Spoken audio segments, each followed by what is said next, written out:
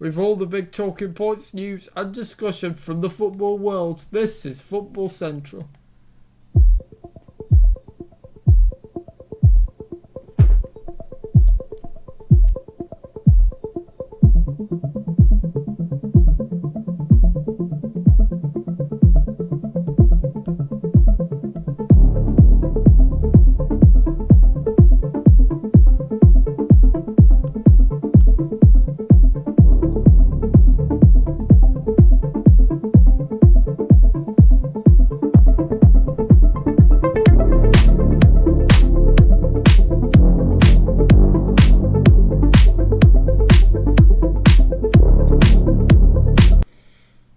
Right, everybody, good evening and welcome to our last show of the season. It's Football Central Extra Time, where today the curtain was brought down on what I think we can all agree was an extraordinary season in the Premier League. And so joining me to discuss all the big talking points, news and discussion from the day is Mr. Sam Taylor. Good evening. Good evening, Mr. TubeMix. How are you? I am really good, thank you. And also joining me is Mr. JLIWheels. Good evening. Hello, good evening. What a final day. Absolutely, it really delivered, didn't it?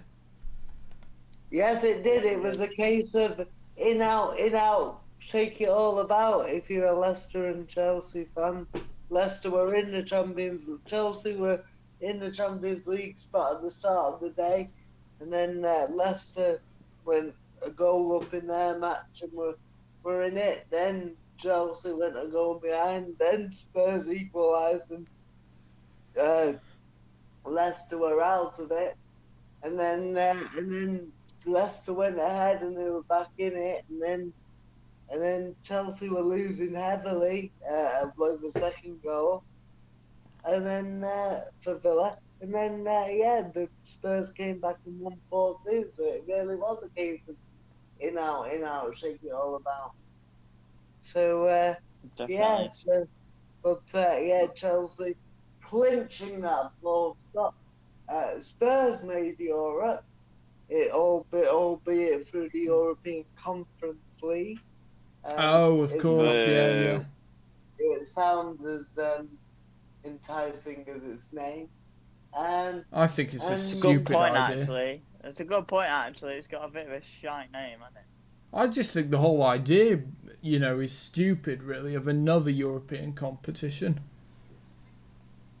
The winner only gets to play in the Europa League as well. You win the Europa Conference, whatever, and you're in the Europa League next season.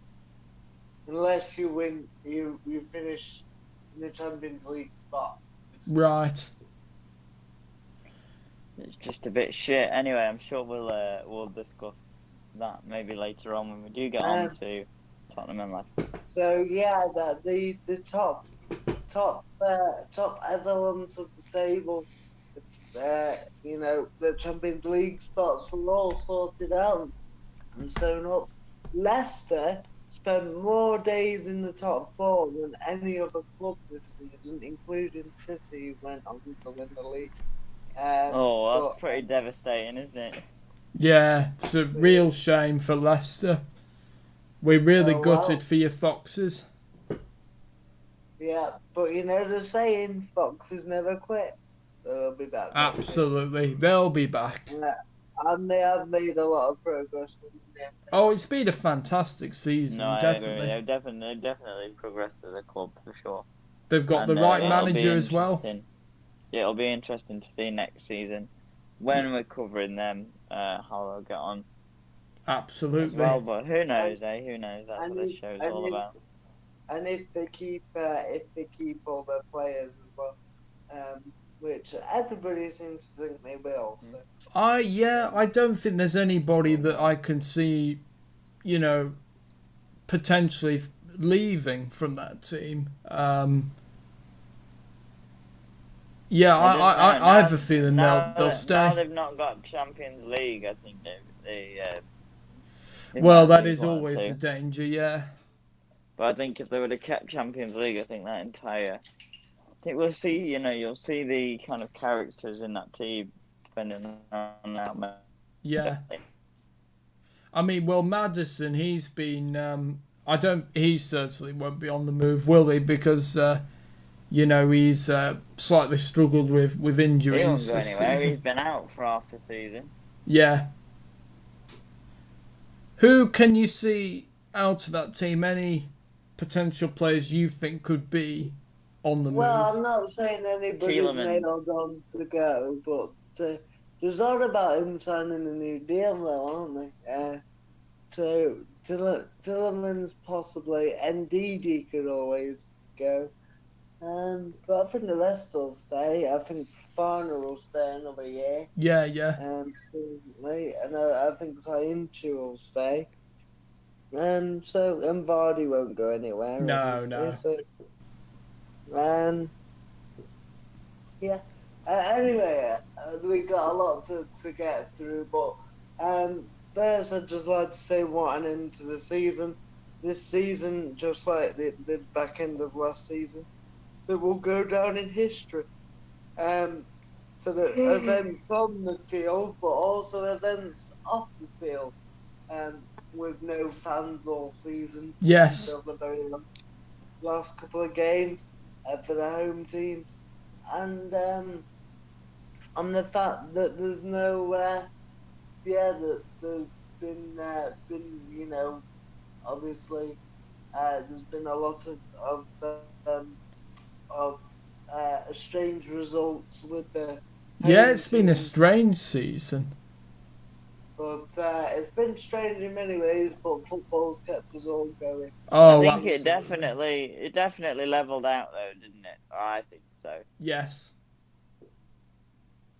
And you always said, didn't you, JLIWheels, that everything would start to settle down, didn't you?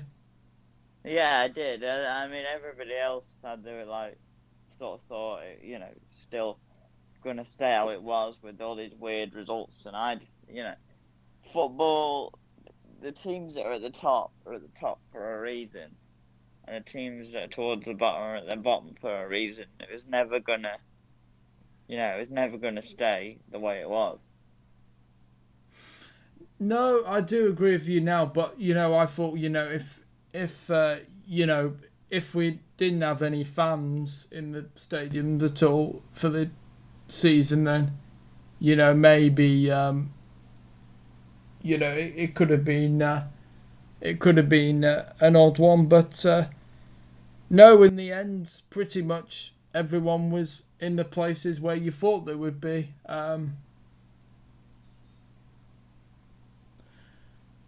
Right, I agree. Right, where do we want to start, lad? Should we start with the champions? Well, the question is, do we start with the cheesecake results, or do we have the starter first before we go into the main course? I like that. Well, I think we should start with the champions, I think. Yep, Okay. I think that's as good a place to start as any. Yep. Because I think how it's going to work this show is basically we're going to go through an overall view of, how these teams have done with this season, Well, why don't... Can I... Sorry, carry on. And if we have any standout moments from all these teams. To be fair, I know it's a bit of a cop out, but when we're talking about it, like you think about this season, and that's one of the things about the way this season has been. I don't remember that much of it, which is pretty strange. And that's why I feel like this season has gone. This season has gone at such a breakneck pace because it's obviously had to because of the COVID situation. No, that is true. There are so many little things that we could sit here and talk about, and obviously the big things that stay in your mind, like Aston Villa beating Liverpool 7-2. Yeah, United being beaten by Spurs 6-1, was it? I think. Oh yes. But you know what I suggest we do, boys? Go on. Bring a bit of structure. Let's go through all today's results, and then go through the Premier League table, starting with the champions, and talk about each team. Yeah, absolutely, I think that's a really good thing. I got that, unless anybody else has got a better idea. No, I think that's a pretty good idea. I think that works. Okay, right, so the first game today, Arsenal 2, Brighton and Hove Albion 0. Both the goals from Nicolas Pepe, who I was having a think, and I think from what I've seen from Pepe from the latter stages of this season, I think he's starting to show why Arsenal paid for him. Do we agree that he's finding his feet now, Pepe? First of all, I want to say that I'm shocked that I've heard you praise a player that for the majority of the season you've slagged off. You still don't that is true, but he wasn't showing it, was he, Pepe?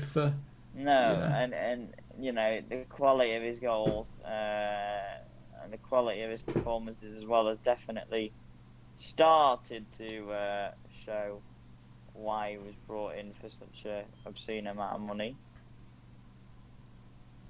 Okay, Sam. I'm still yet to be convinced. I think that a lot of that Arsenal team are too inconsistent. So we'll see. I'm not just blaming him for that, but I think the whole team. No, that's very true. Arteta's got a job on, I think. Yeah, they need a good summer, don't they? They need a rebuild, let's see who they'll bring in. Do we think? Do we think? I know Emi Buendia has been linked with Arsenal. Could we see him heading to the Emirates? Do you think? Not a big enough name for me. Not a big enough name for me. Okay, fair enough. Really? Why do you say that? I just think it's Arsenal Football Club. They're a top 4 team. You don't want a championship player. No, I'll rephrase that. They're not a top 4 team. They're a top 4 club. They're certainly not a top 4 team. Yeah, okay, they're a top 4 name. Yes. Yeah. You know, they should bring in the players that you pay the money just to see, not Emi Buendia, no disrespect. Yeah, they had a great season. But for me, it's like mid-table Premier League until he proves that he could do top 4 or Europe. Fair enough. Pepe, as we said, scored in the 49th and 60th minute with assist from Callum Chambers, who, let's not forget, had a really serious injury and has done really well, I think, to come back from that. So Chambers assisted the first goal, and then Martin Odegaard assisting in the 60th minute as well. And what do we think of Martin Odegaard since he's been at Arsenal? I'm just wondering, should we just go through the results first, and then when we come to each Oh, team? sorry, yeah, apologies. No, I'm just thinking we might repeat ourselves. Yeah, I think literally we go through the results and then go team by team. Right, yeah, that's fine. Right, sorry. Literally just say what the results are, who the scorer and assisters are, and then move on. Team. Yeah. Okay. So, the second game, Aston Villa 2, Chelsea 1. Bertrand Traore, former Chelsea old boy, in the 43rd minute for Villa. El Ghazi with a penalty in the 52nd minute. And Matt Targett assisted Traore's goal in the 43rd minute for Villa. For Chelsea, Ben Chilwell in the 70th minute, assisted by Christian Pulisic. And there was a red card. Cesar Azpilicueta in the 89th minute. Did we think that was a red card, Azpilicueta? I've not seen it, to be honest. Yeah, I've not seen Not it seen either. it. Not seen it, no. Okay, never mind. Right, let's move on then. The next game, Fulham 0, Newcastle 2. Joe Willock in the 23rd minute. What an impact he's continuing to have. And Fabian Schär in the 88th minute with a penalty. Okay. I did see the highlights for this one, so You did or you Didn't I? didn't? depending on how deep you want to get into games, or whether you just want to literally do what we said, say the scores and move on. Yeah, I think do the scores and then we can go through each team, later in more detail. I think that's the best thing to do. So, Leeds United 3, West Bromwich Albion 1. Rodrigo for Leeds in the 17th minute. Calvin Phillips in the 42nd minute. Patrick Bamford with a penalty in the 79th minute. And Rafinha, assisted for the first goal. And Hal Robson-Kanu got a consolation for West Bromwich Albion in the 90th minute. Who was he assisted by? Who? No, I think it won't go down as an assist because it was a back pass from Phillips.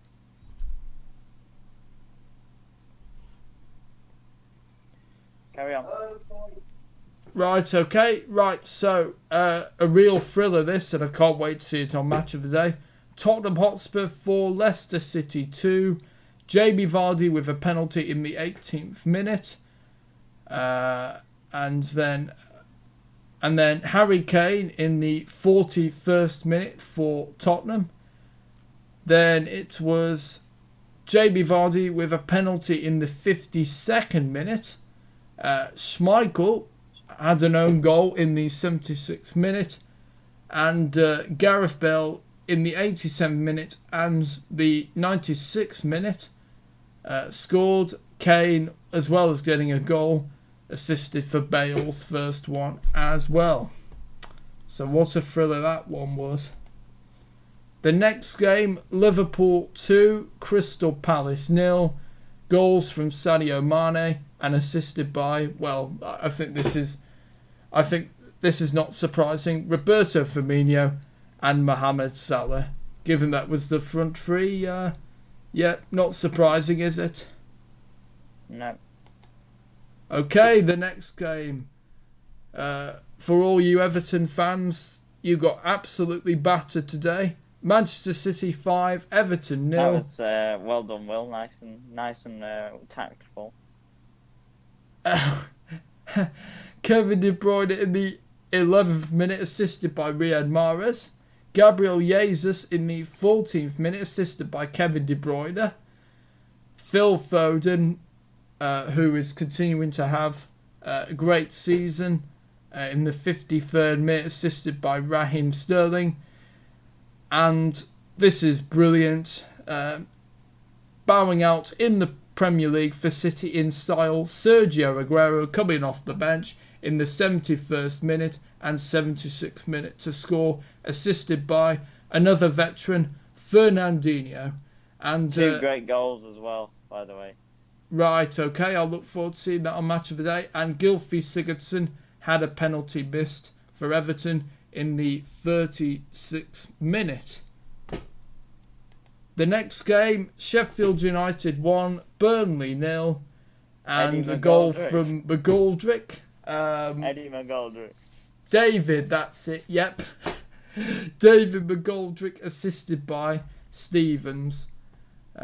Sheffield United winning that one.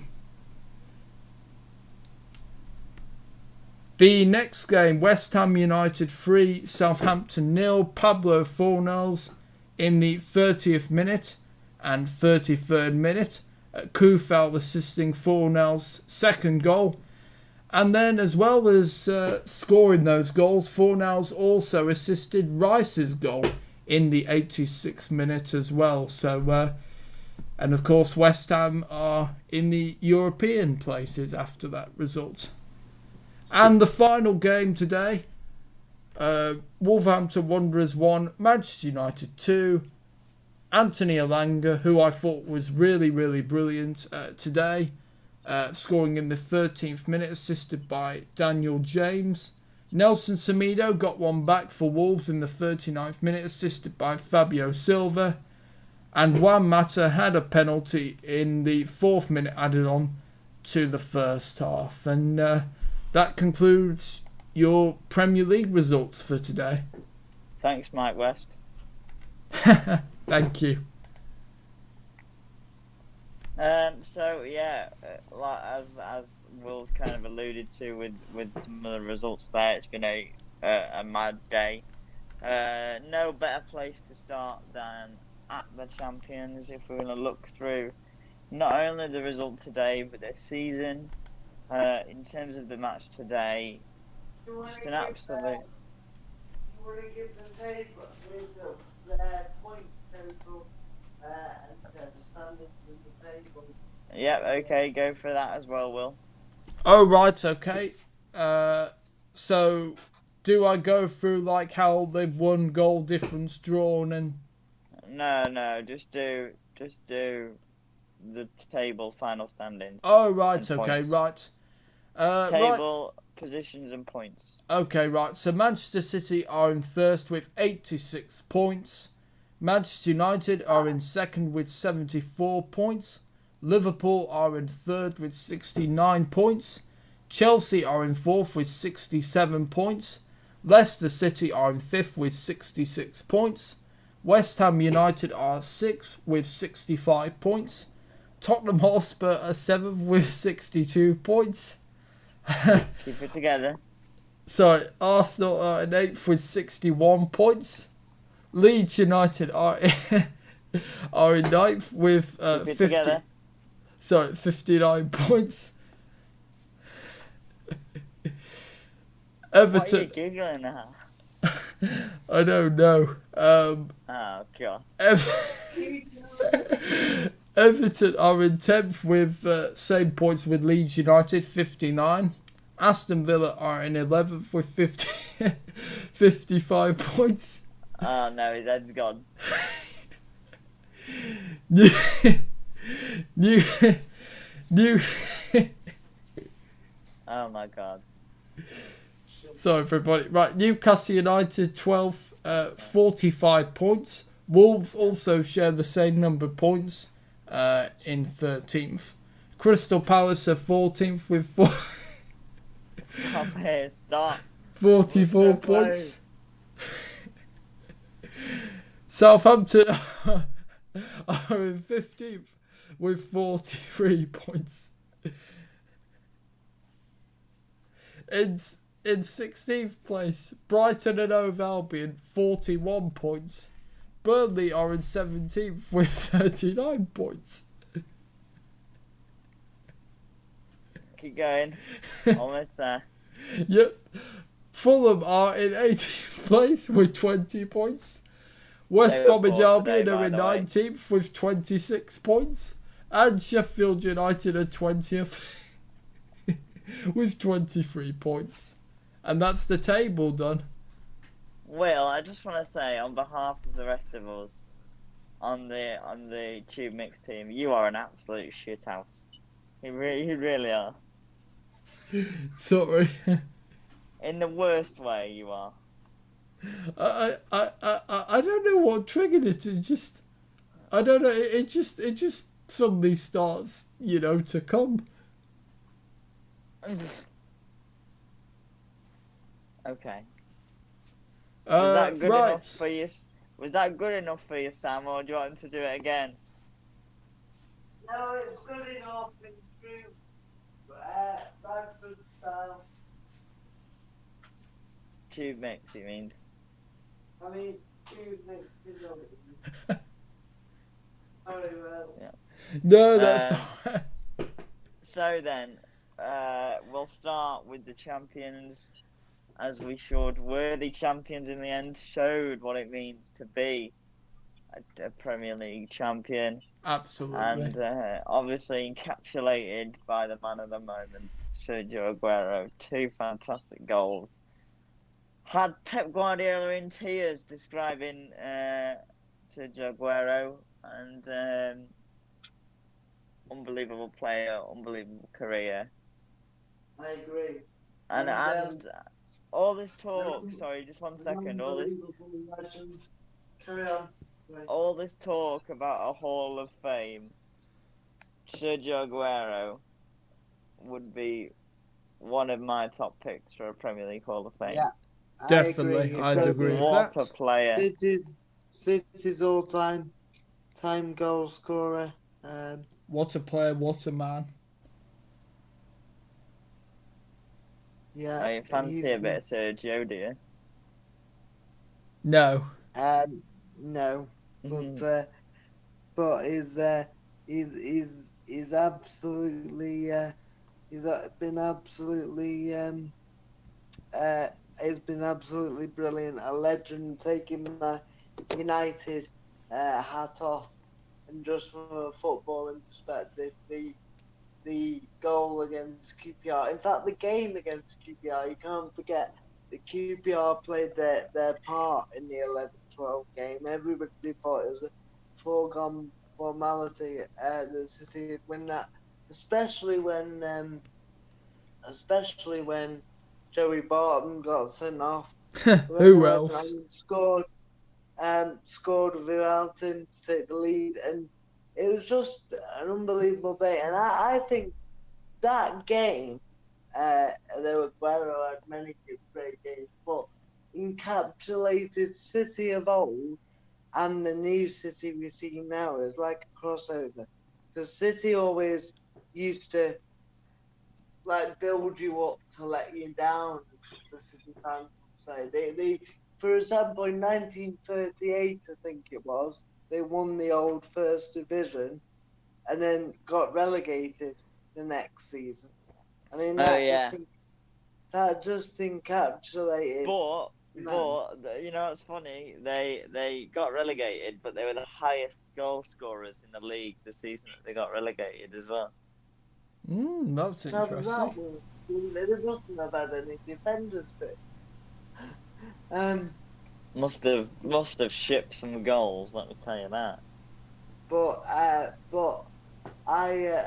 bet that's a record. I bet that mustn't have ever happened. In fact, I don't know if in any football division ever has happened, amateur or professional. But it's a great start for you. But I say that because I think it was a defining moment. Obviously, the money had come in, and but again, they looked like they were gonna let the fans down. Not that they weren't trying, but just been falling at the last hurdle. And then they came up with that goal in right at the end, and you can't forget Deco's role in that as well to get the equaliser. I always think, obviously, the Aguero moment clinched it, but the Dzeko moment was as equally as important in some ways, because without that goal to equalise, that moment would have never happened. Just on Aguero, fantastic goal scorer, fantastic player, a privilege to watch him in the Absolutely. Premier League. I had the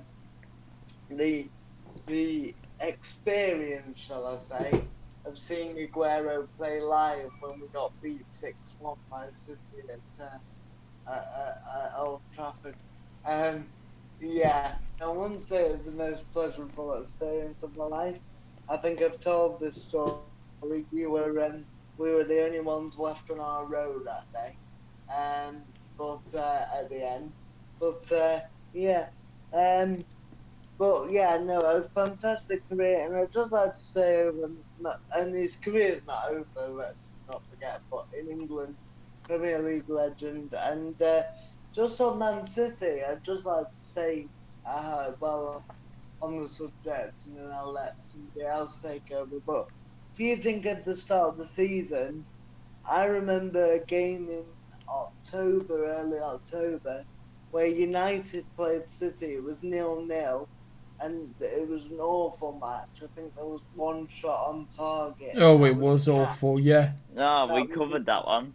That was a catch for De Gea.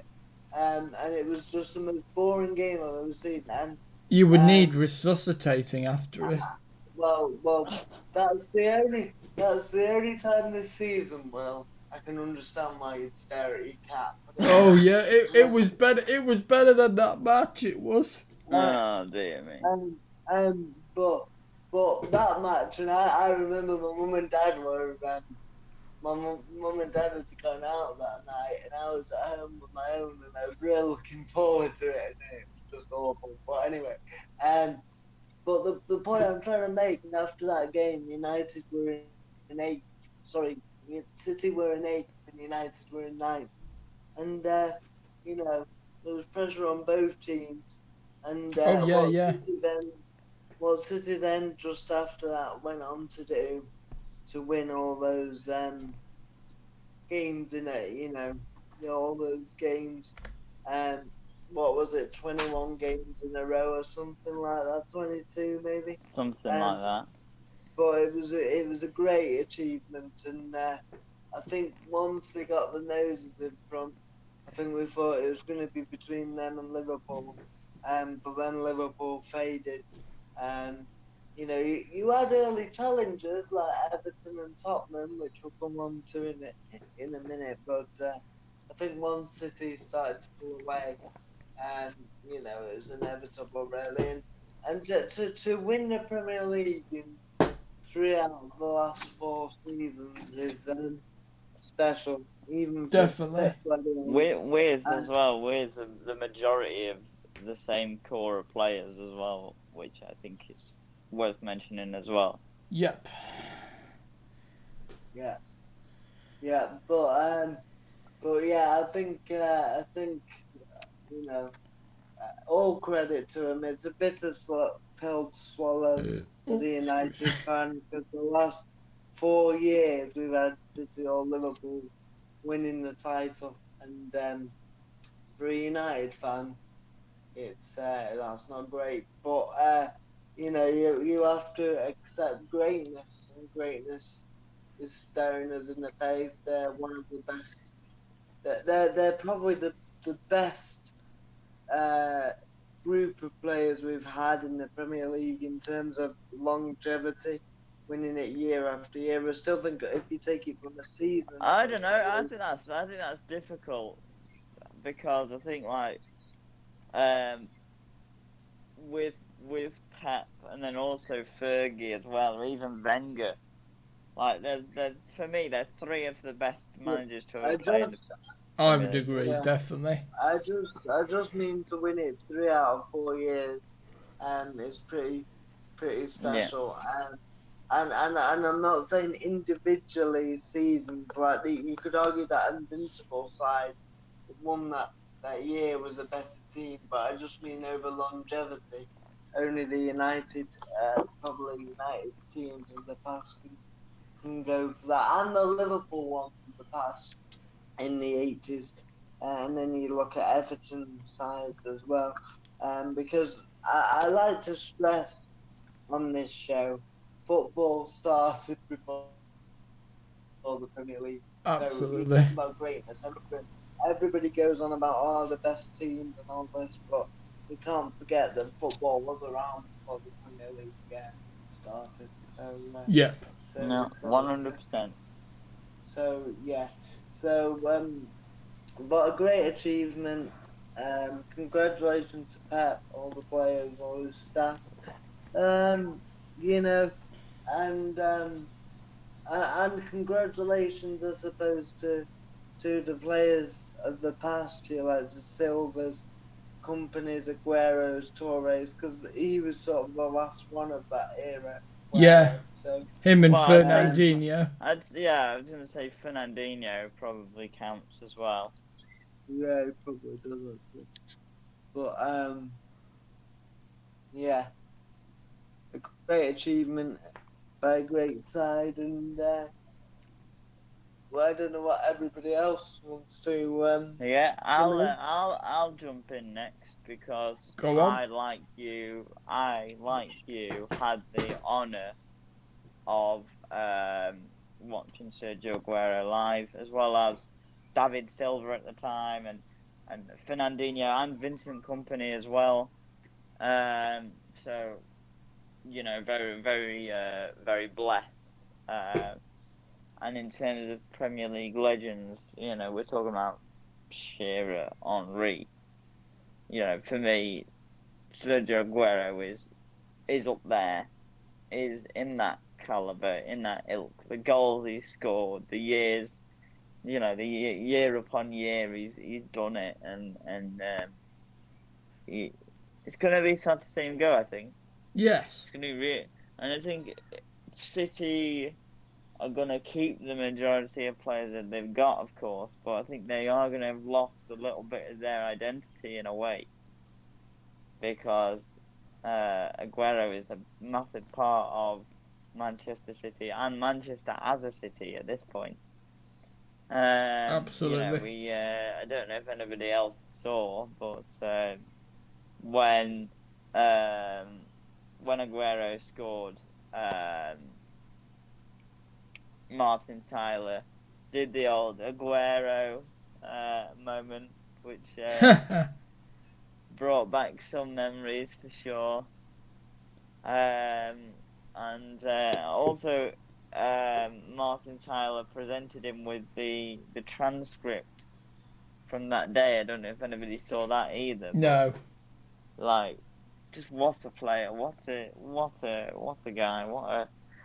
And took over Wayne Rooney's record as well today for the most Premier League goals scored. Oh, right. Okay.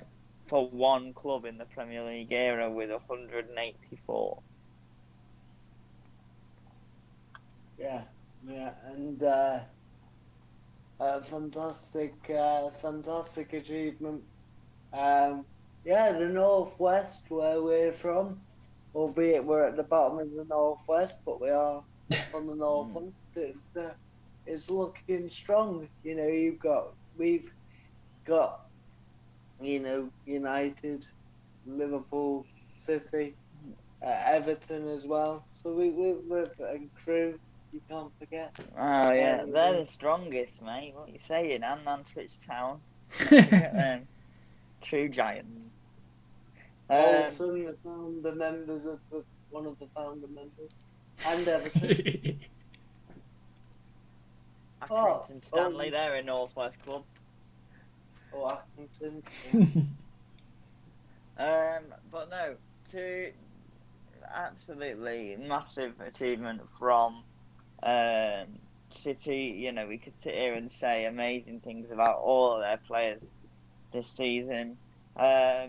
One I do want to highlight, who I think has been up there with your David Silva, with your Aguero, with your Kompany. We already mentioned him, but Fernandinho. Again, I got the chance to see him live as well as Aguero, and one of the best individual performances I've ever seen. He come on and he had Tammy Abraham in his pocket all game, and I don't think he'll stay at City next season. No, he's out of contract as well. I think he might have 1 year left in him. That's why I just want to bring him up, because I don't know. He's played quite a lot recently, but I do think that's the place that City do need some help, because Rodri's a little bit temperamental, isn't he? So I do think City needs some help in defensive midfield. They could give Claudio Gomez a chance. He plays an attacking midfielder, isn't he? Well, on Football Manager, I used him as a defensive midfielder. Well, that probably didn't go very well, because I think he's only like 5'7". Probably not got the attributes needed to be a defensive midfielder. Oh, no, it was Colin Rosler I used. Oh. Who's Colin? Is that Juve Rosler's son? Do you even know who Juve Rosler is? No. Oh. Never mind then. Wasn't it? Didn't he manage Swindon? Brentford. Juve. I'm sure he managed Sweden. I think he Swindon, managed. not I Sweden. think he managed Swindon as well, but the one that comes into my head is Brentford. He might not even have managed there, but he was definitely involved as a manager in a game against Brentford. Yes, he is the son of Uwe Rosler. Yeah. He was a good player back in the day, by the way. Good old Juve. Okay. To just swap to, well, I was going to say to Everton, but I guess considering we're talking about it team by team, we've got to go to United next. Yes. Yeah. The So most in which funny case- season, the most funny season for United. I'd like to Oh, I get agree, JLIWheels. definitely. I'd like to get JLIWheels. Obviously, United's season isn't over. We've still got the Europa League final. But I'd like to get your viewpoint as an outsider to United. Whether you think we've made progress and what are our key points. I think you guys all know what I think about United as a team. I think they are Well finished documented. second. They've finished second, and it's still an achievement. It definitely is an achievement considering how poor they played in the majority of games. Have they made progress under Ollie? No. Not Well, really. we have, because you look at we got more points than we did last year. So Yeah, but I mean, I think they've got resilience as well, which that they didn't have before, coming from behind. Yeah, but the thing is, like, if you have to go behind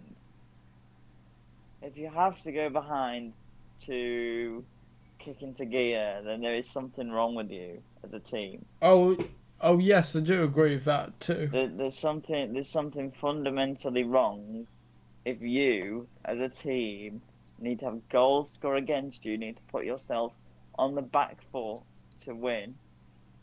I just think that. But then you not... could flip that. You could flip that and say, to win, especially away from home, the amount of I don't think we lost this year, did we, away from home? No, they didn't. So, yeah. But that doesn't that tell you? That tells you two things. One, incredible achievement to be so good away from home. But secondly, your home form must be shocking. Yeah, it's a strange one because you'd think it'd be the other way round, wouldn't it? You'd think at home you'd be brilliant, and then away, not so great. Yeah, but I think the way United play with just quite counter-attacking style suits us being away from home. Because teams have to come at us when we're away. And that's one of the things that, as we all know, again, it's well documented, I just think is super counterintuitive for a team that wants to win trophies to play like they're playing away from home every game. Because it just doesn't work. Work for Leicester. Yeah, but Leicester are an unknown entity. Nobody expected anything like that from that Leicester team. And that's why they won the league. That's why they continue, because the football that they play is so spectacular. Yes. That they've built on that. Whereas like, okay, I'm gonna go as neutrally as I possibly can, without any feelings towards United or whatever. I'm gonna try and go as neutrally as possible. Positive this season. Henderson coming into his own in goal. Yep. Marcus Rashford. Cavani's got. Cavani has got to be one of the signings of the season, because the best thing about him is not enough people are talking about it. Along with Ruben Diaz, I would say, signing of the season. I think that Bruno Fernandes has continued his good form. Not Yep. as good as last season, by a long chalk. When he's off it, he's really off it. But he's still been, an important part of that wheel and that situation. Paul Pogba actually showing people what Paul Pogba is made of is something to look at and I guess be excited about. I still don't fully trust him, but he's starting to. Oh no, I think he's going this summer. I think he will turn it on for France because it's Paul Pogba, and Paul Pogba always plays like he's some sort of alien from a footballing planet when he's playing for France. So I think there'll be a lot of interest in him in the summer. Yes. Other positives, Luke Shaw, of course, you can't ignore. Yep. He's been brilliant. I also think McTominay is somebody that's done well and doesn't get much credit. I think Fred has improved as well. Fred has improved. Negatives. Donny van de Beek. Donny van de Beek is the biggest waste of money I've ever seen. Why did they buy him? He might be good next year then. I think it's daft to spend 40 million on a player and then sit him on the bench every day. That is ridiculous logic. Defensive communication. Maguire and Lindelof, Maguire and Bailly, Maguire and Twanzebe, Lindelof and Bailly, Twanzebe and Lindelof. No, none of those combinations make me feel confident in United defensively. Like you said, they finished second, and it is an achievement. And there is progress under Ollie, because at least they're getting into those positions. But in terms of the football they play, and the way they play, specifically defensively, it's stupid. We played well in moments, United. That's it.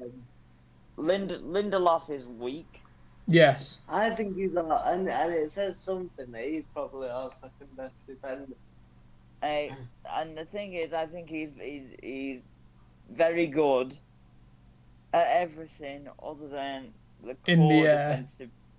Other than the core defensive principle of get it out and just use your head and be there. Harry Maguire is a £80 million joke. He needs the right partner. He does. He is no doubt United and England's best defender, but that's saying something. John Stones, you could say. I would say that John Stones is a more complete He's a defender. more gifted player. Yeah.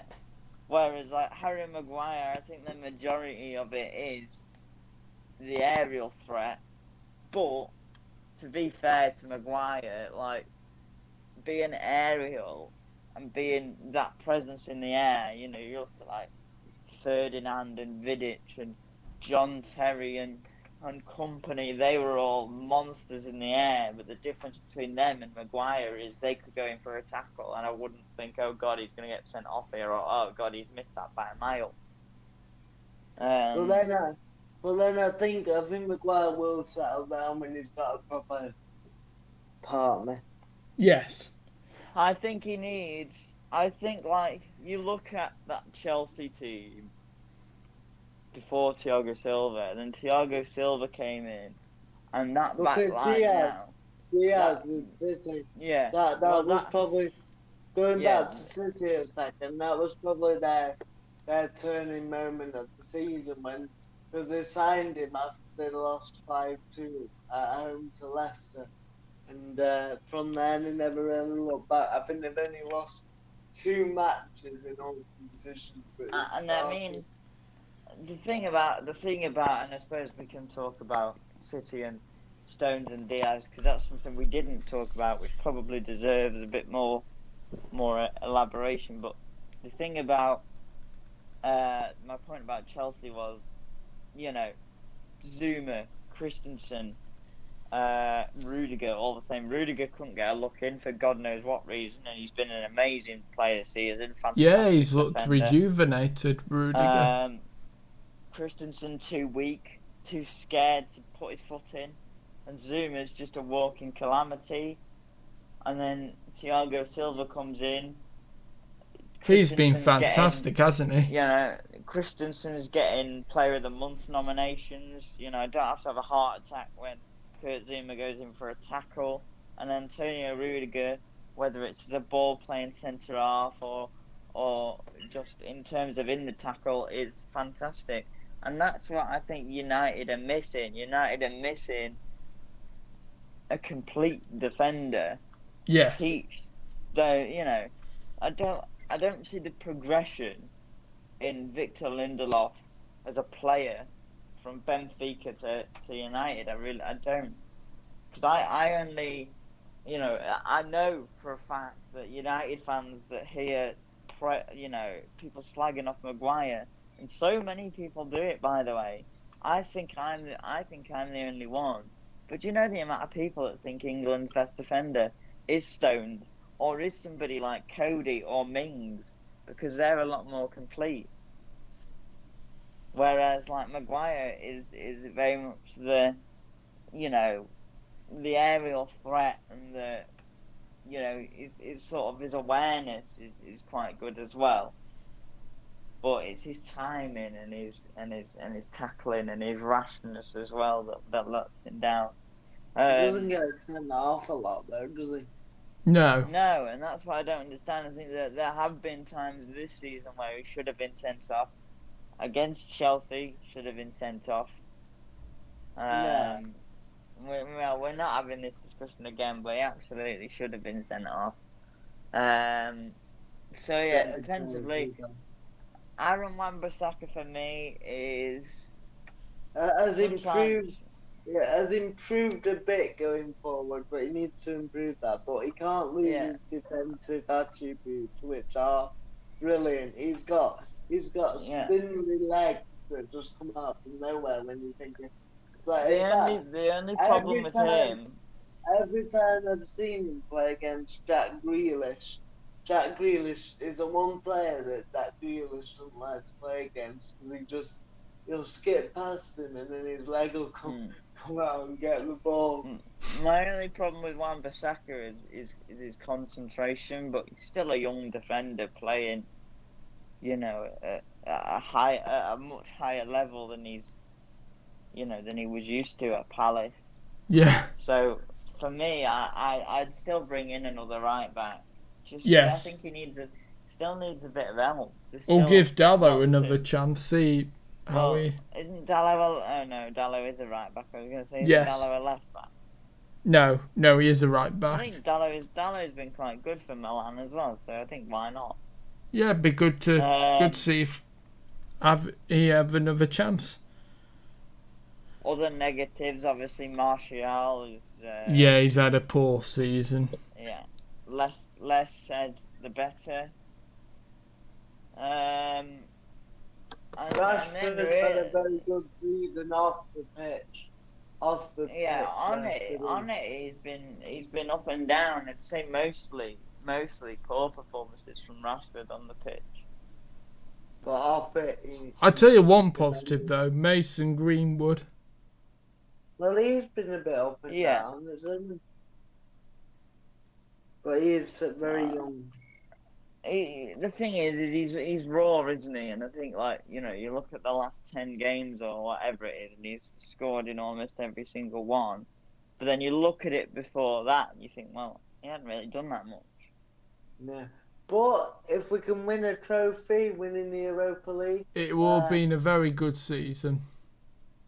Yeah, but I'm just gonna say that not a very good season, but progression. I think that it's, you know, you go to United now, and there's still, you know, there is a bit more of the fear factor because of Bruno, Rashford, Cavani. But if I was a big player, big name, I'd still go to a Leicester, Chelsea, City, Not a Man United, not a Liverpool, not a Tottenham. Oh, I think Liverpool. Not You want to Liverpool. play under. Why wouldn't you want to play under Klopp? Scratch that. I think Klopp's one of the best players there is, the best managers there is in the Prem. I'd probably play under Klopp. Yeah, I mean So Liverpool. why wouldn't you want to go to Liverpool then? I don't know. I just have this feeling that what happened with them over the last couple of seasons is probably not going to happen again. I think that's harsh. I think that the injuries have derailed them. I guess it is hard to make that judgment because we'll have to see what happens when Van Dijk comes back, when Gomez is back. Will Van Dijk be the same again after his injury? I think so. You never know. He's well built, isn't he? And you can tell by him as a person that he's, we can make statements, but I don't know. I think I don't know. If I was a big name, I probably would play for Liverpool. I think say I wouldn't is wrong, but I definitely wouldn't be going to. Especially when they've ended up getting third as well. Yeah, well, they've won 8 and drawn 2 in the last 10, and that's how they've done it. Which again, because I think they're not where many people thought they would be. No. As that kind of run of form has gone under the radar a little bit, because that's an incredible run of form. Right, are we ready to move on to Liverpool? Hang on, did we discuss? No, I think we did. Yeah, let's move on. Discuss what? Sorry. No, I was going to say, is there anything else that we were on about Diaz and Stones? But I guess we already talked about it. Yeah, we've already covered that.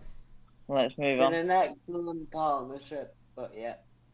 So pleased with John Stones as well. Yeah. Personally.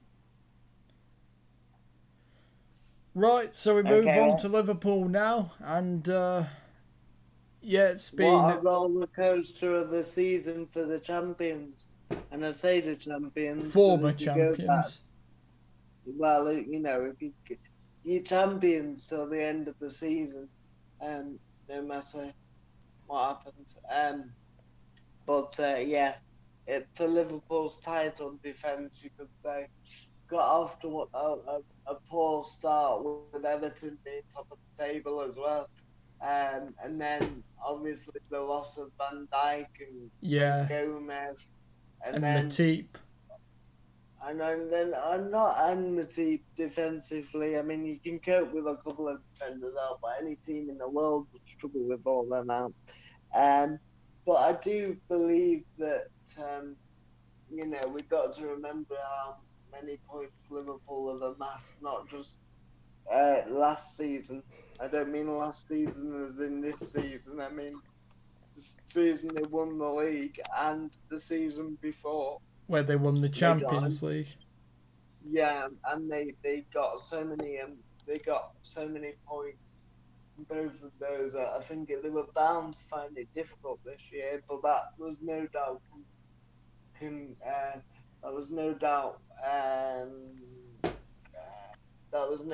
put to the sword even more by them losing Van Dijk, Matip, and Gomez, and even I as a person that does not like Liverpool would feel unlucky. Think they've been unlucky with their injuries at the back there. To have that many injuries in one position is very difficult. However, they've risen themselves and they've, like George says, they've sort of gone under the radar a bit and they've ended up finishing third.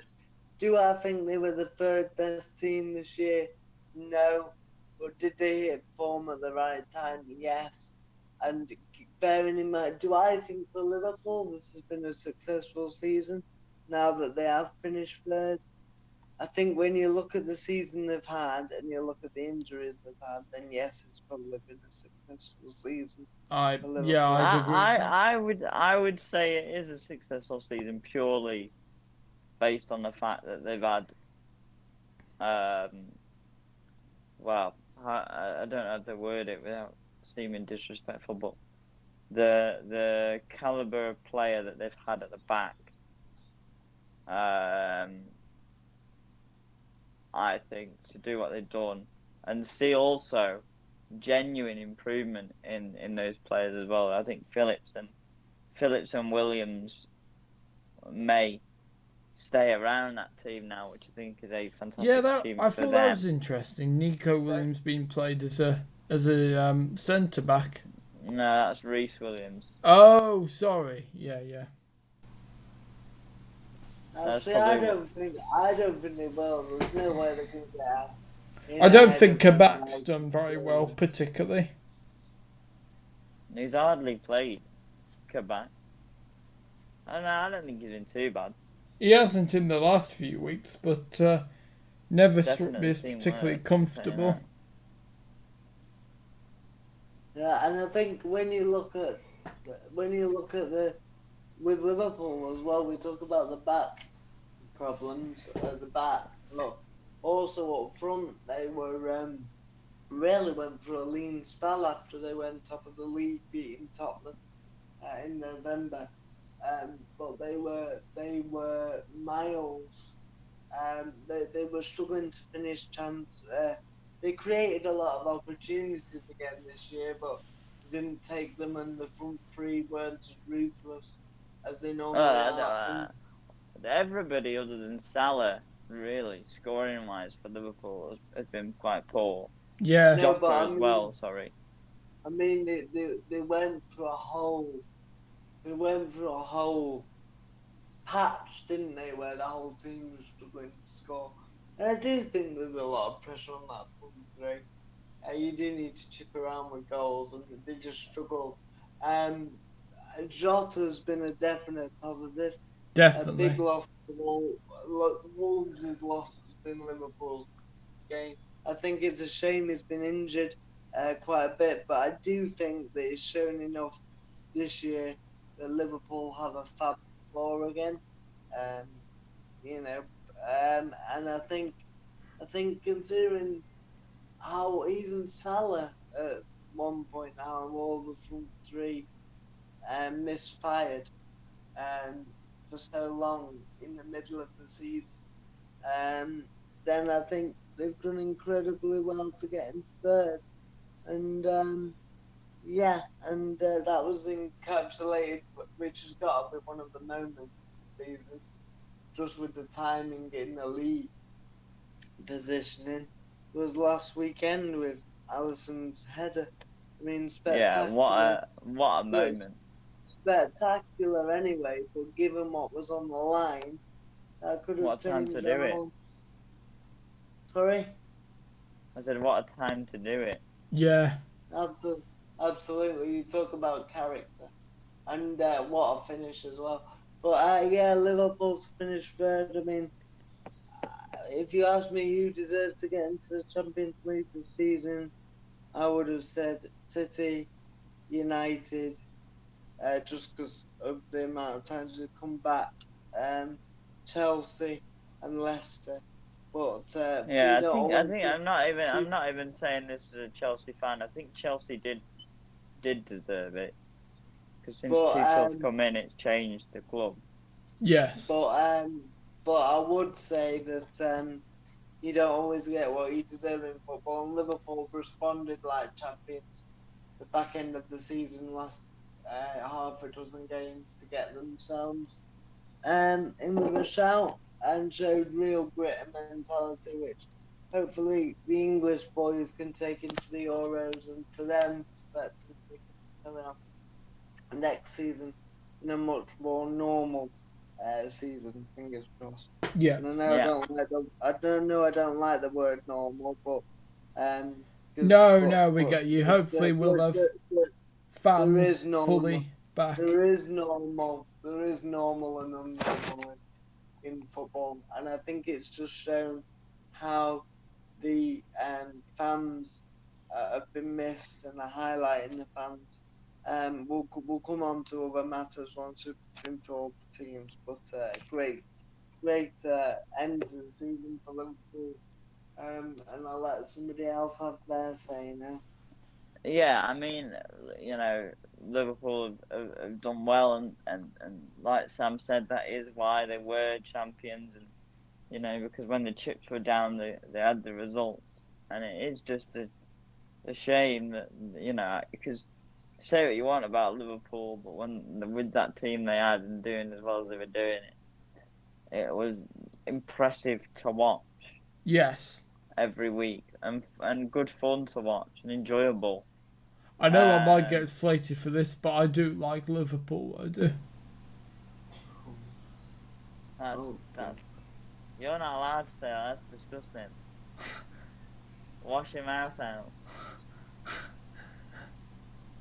Oh, young. That might be the worst thing you've ever said on this show, Will. Oh. How You do can feel say about that, Sam? I feel sick. I mean, I'm absolutely flabbergasted. You can say you respect Liverpool because I respect Liverpool, and I think the brand of football they play is very good. But to say you like Liverpool is it's like Jordan. It's like Jordan saying he likes Tottenham. Even the notion makes me feel sick. Fulham. Oh, that's not too bad. Who cares about them? They're nothing cool. Say we're West Ham. Who cares about them? They're nowhere near us. They were this year. They were this year, but you know what I mean. Yep. And to say that, well, I'm just. I've lost respect for you, Will. You're a plastic fan. It's you're a disgrace. This is very, very grave. It's disheartening. Oh, good words. I'm How could you say such a thing, Will? Absolutely flabbergasted. Sam wouldn't be seen dead with you now.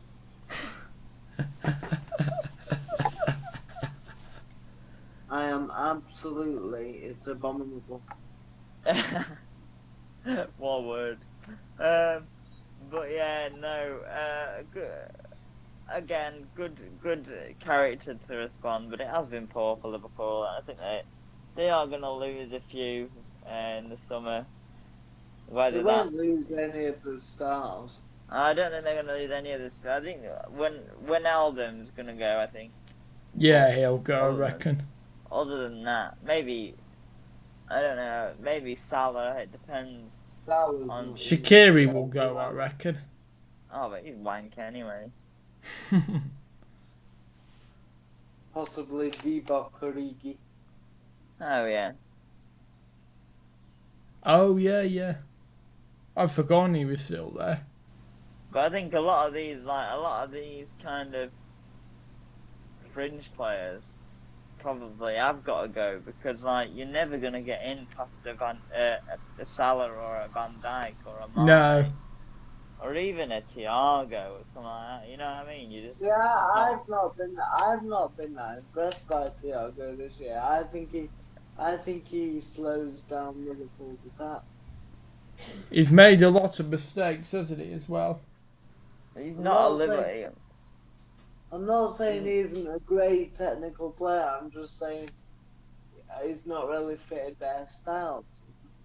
I don't know if he fits Liverpool's style either. I'm a bit the same. I don't know whether he quite fits what they need, to be fair.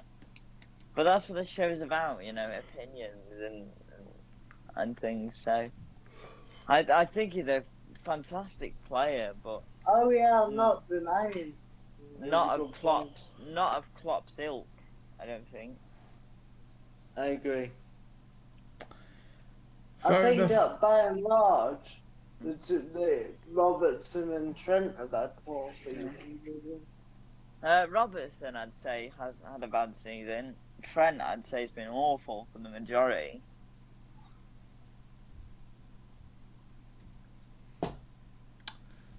Yeah. Curtis Jones has matured a bit this year.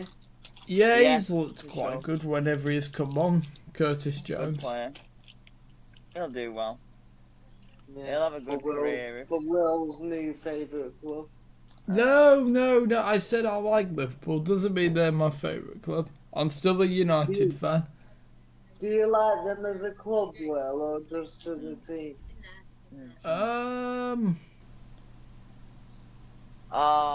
You know what he's gonna say, don't you? Both. I'm not saying. Oh, disgusting. What did you Get say? out. Both? He said both. Oh, God. Oh, blimey. You are a disgrace, Will, to your fellow. I feel like my insides are going to drop. That's one image you'll trusted never you. be able to get out of my head. We trusted you. You don't understand how much that hurts.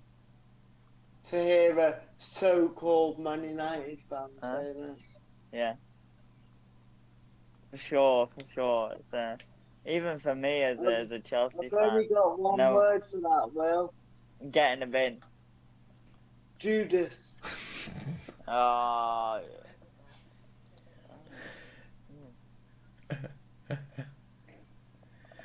Alright, well, you know, all the United fans in the world all know where Will, all know that Will supports the bin dippers, as United call them. So, yeah, you all know what to do.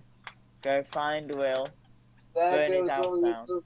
there goes all your subscribers, Will. All gone. All two of them.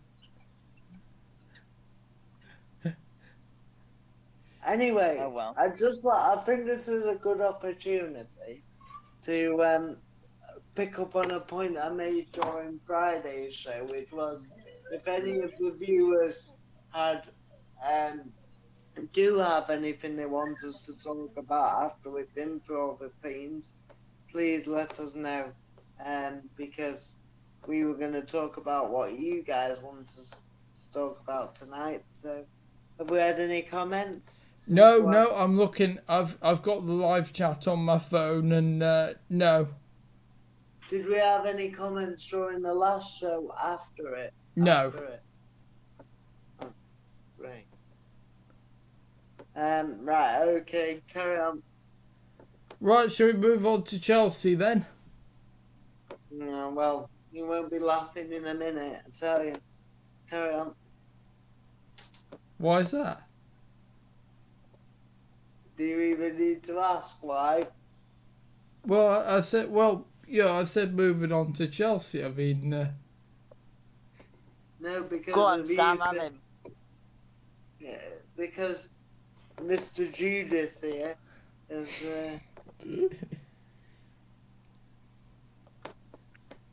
Yeah. Anyway, carry on. okay, right. So Chelsea. Yes, Chelsea. So obviously started with the legend that is Frank Lampard at the helm at the start. As you're getting on my nerves, well, I think we should start with John's opinion. Right, yeah, okay. I'll step back for a bit then. Absolutely, yeah. Just I'm actually just in the middle of something right now, so Will, Sam, you start. Oh, No, Will Will carry on. carry on then. Oh, right, okay, right. Thank you. So, of course, Chelsea started with Frank Lampard at the helm. Then it was expected to be, a big summer for Chelsea, obviously bringing the likes of Kai Havertz from Bayer Leverkusen, Timo Werner from RB Leipzig, Edouard Mendy from Rennes, Thiago Silva, they bought him, didn't they, on a free from PSG. Ben Chilwell. Who else did they by Ben Chilwell. Ben Chilwell. That's it. Thank you. From Leicester, from Leicester City. Hakan Ziyech. Yep, from Ajax. So yeah, they bought a lot of names, and for Frank, last season people didn't expect them to do well, and they did. Of course, they weren't allowed to buy anyone, but now with Frank being given the cash to spend, it was always going to be the pressure is on, and basically you have to deliver. And unfortunately, I was very gutted for Frank, definitely, because I respect him as a person and a fantastic player. So yeah, really gutted for Frank. And I must admit, I did want Thomas Tuchel to fail, not because I didn't have anything against Tuchel, but I wanted to prove to Abramovich that changing managers through the revolving door, like on a conveyor belt, doesn't necessarily always work. But I do have a lot of respect for Thomas Tuchel, actually, and I thought it was really classy for him in his first press conference to say the things he did about Frank, actually. I thought there was a real touch of class, and Tuchel has proved to be definitely, I think, one of my favourite managers because, the fact that he's so animated, the fact that he seems to be so classy, and he plays good football as well.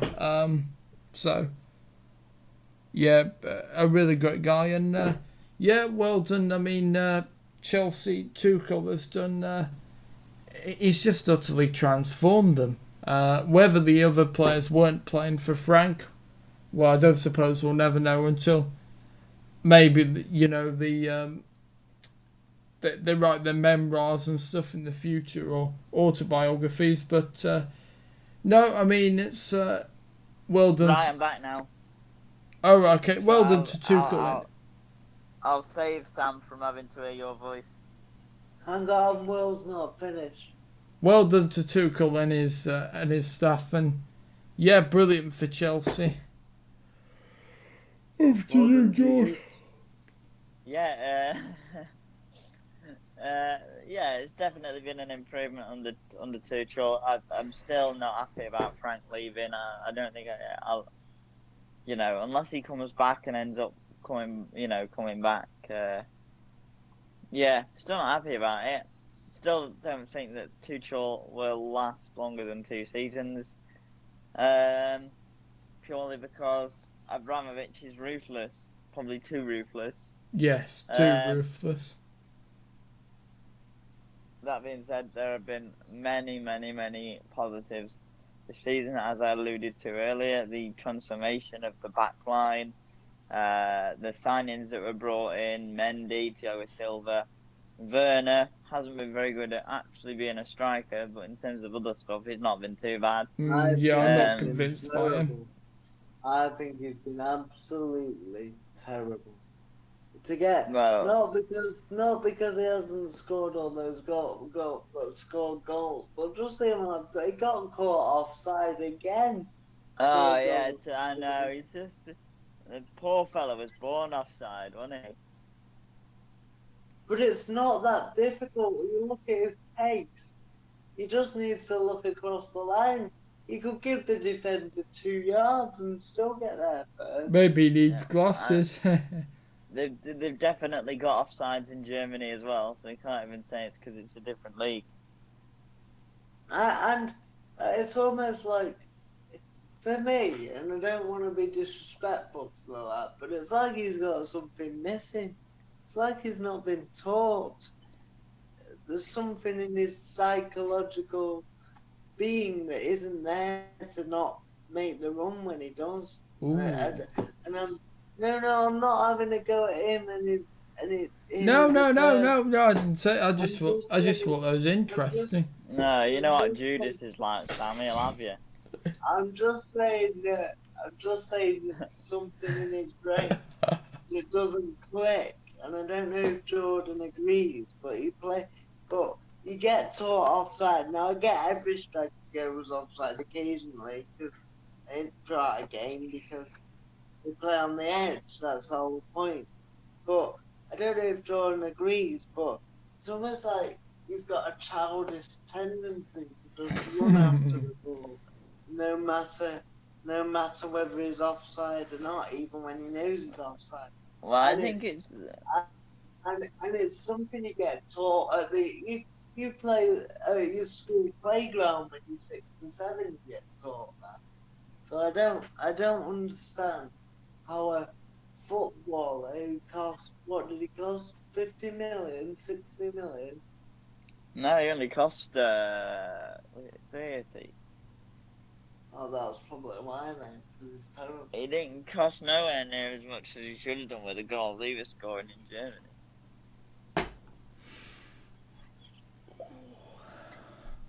But yeah, no, he's been a letdown. I think.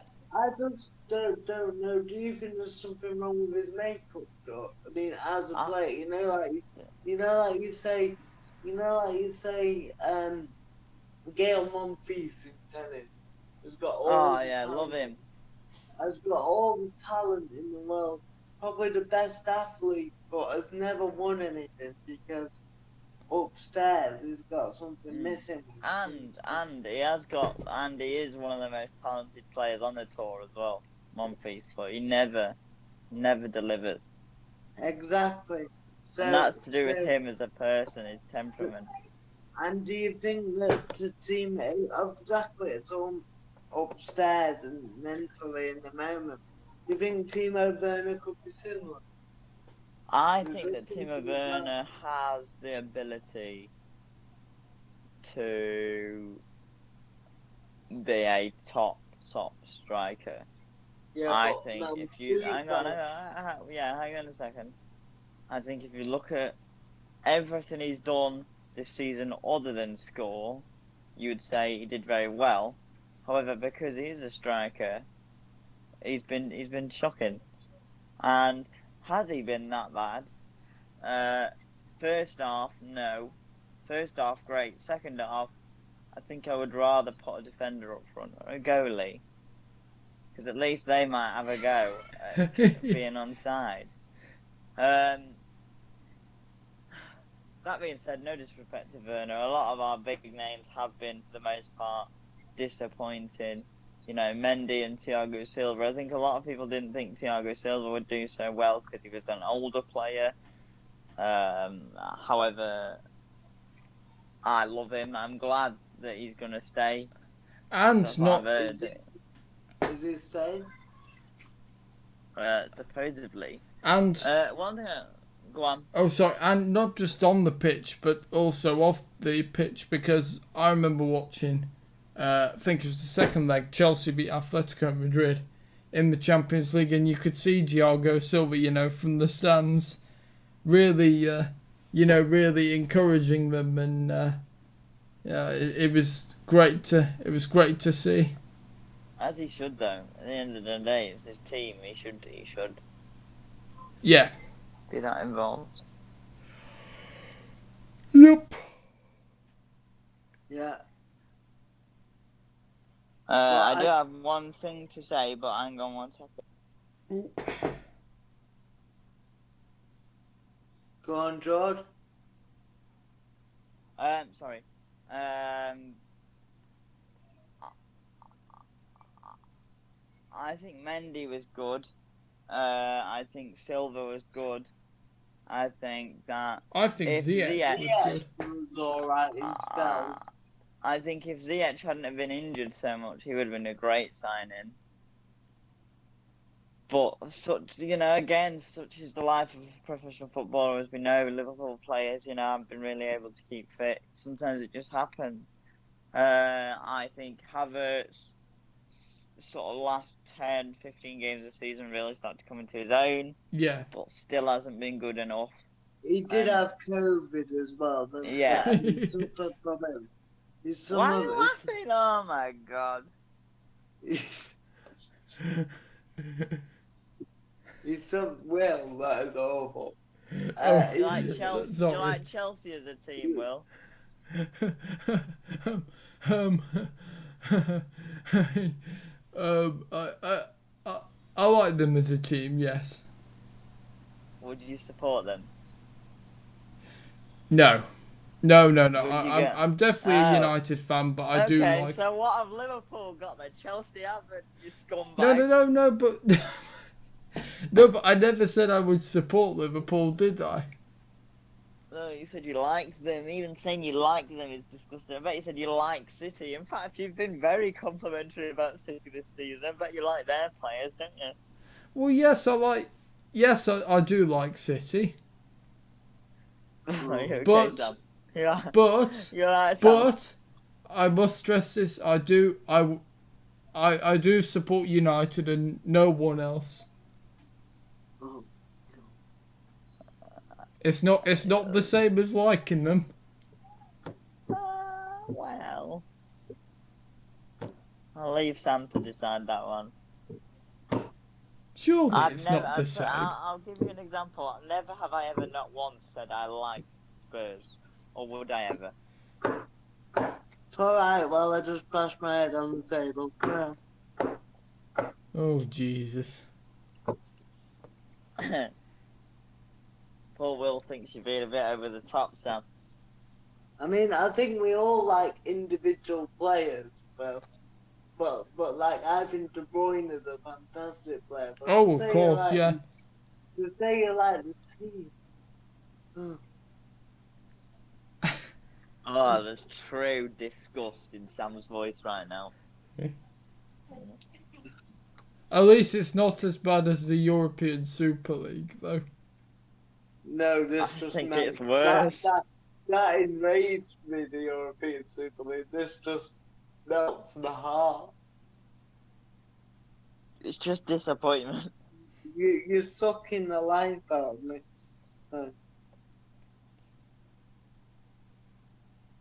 Carry on. Right.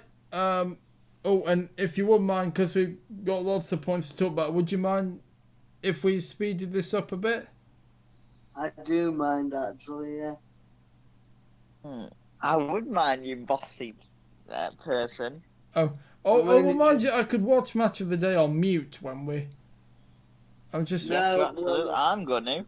Imagine well, it depends. it's alright, we'll be done by Match of the Day.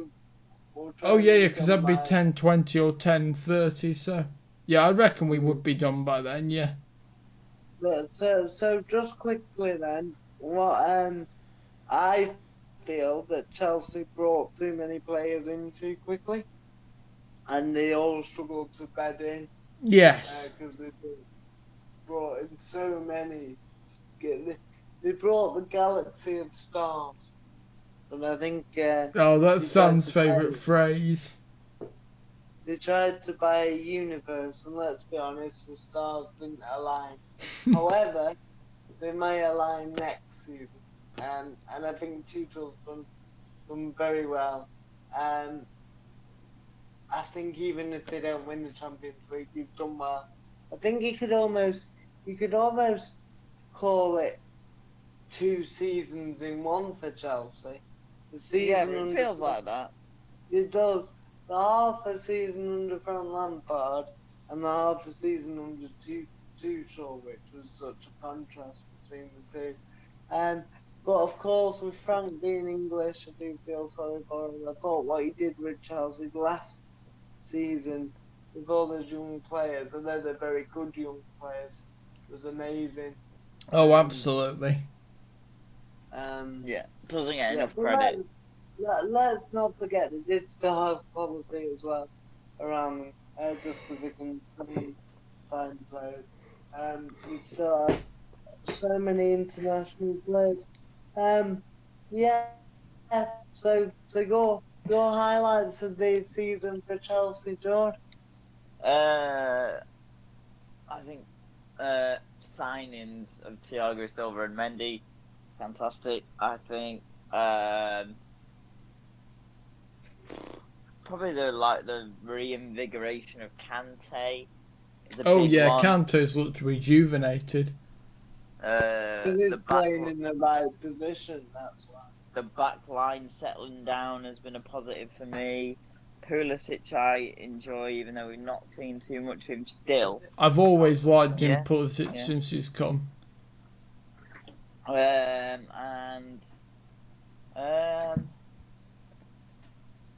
I don't know. I think it's difficult because in terms of positives, it's one of those where there hasn't been anything that hasn't been already talked about. I think obviously we're much more defensively assured, and we know, we can shore things up. And in midfield we play some good stuff, but there's always stuff to improve on. I think obviously Werner's got to do better next season. Havertz has got to carry his momentum on, and we've got to keep the likes of Pulisic, Ziyech fit. Second season, no excuses. That being said, have any of you seen the thing of Tuchel is going to offer Mendy, Abraham, and money to Spurs for Kane? No, I've not seen that. What, He Mendy? Yeah. He won't go to Chelsea. He will be wearing blue next season, but it won't be dark blue, it'll be sky blue. Yeah, if Kane went to Chelsea, I think he'd be hated at Spurs. He would. He would, yeah. On to the next. Mind you, we've said pretty much all there is to say already on Leicester, but I think it's only fair that we go over them. Well, one last time. Okay. Spent the most days in the top four than any other club in the league, and ended up. And then they Leicestered it up. But then they had it in their hands today when Chelsea were losing. Obviously Chelsea could have turned it around, but when they were winning and Chelsea were losing, they were in the Champions League today. They were up to third when Liverpool weren't winning. So so it's just real shame. But again, a good season. They got a good experience. I actually think that one of the highlights for Leicester was actually losing in the Europa League. Excuse me. Because I think they'll learn so much, those players. Freed up the focus a bit, hasn't it? I just mean that squad's quite young. I think we forget how young that squad is as well. Yeah, because a lot of their utility players are older, but their core 11 is relatively young. So I think that they will learn an awful lot from their Europa League experience from last year, losing to Slavia Prague. And it's true when they say City had it, didn't they, in their first couple of seasons in the Champions League, where everybody said, I know they had it in Europa League, Leicester, but in the Champions League, City struggled in their first few seasons because the club wasn't as very experienced at that level. And I think it is about the club as well as the players getting used to that level and competing, because European football is very different to domestic football. Yeah, and So I think it was only as well. Go on. No, I was going to say. Go on. I was just going to say that I think that experience will actually be a positive for them going into next season and trying to do better in that competition. Yeah, and I think, like you said with City, I think once they got trophies, even though they had they had players to perform well in Europe, it was only once they got trophies that they became more of an accomplished team in Europe. Because I think it does, once you're building up trophies, it's like a sort of an unconscious thing that you do start to believe you deserve to be where you are. But I also think as a club, their first 3 years in the Champions League. I don't think they got out of the group stages, and I think that shows the fact they hadn't played there, and it took a while for not just the players but for the whole club to adjust. It may have been the same if Guardiola had been there, because I don't think the club needed those knockbacks to get to where they wanted to be in Europe. Yeah, and I think as well, it's similar for Leicester in some ways. like when City did get that big money, a lot of their original first signings were, all in all, still misfires.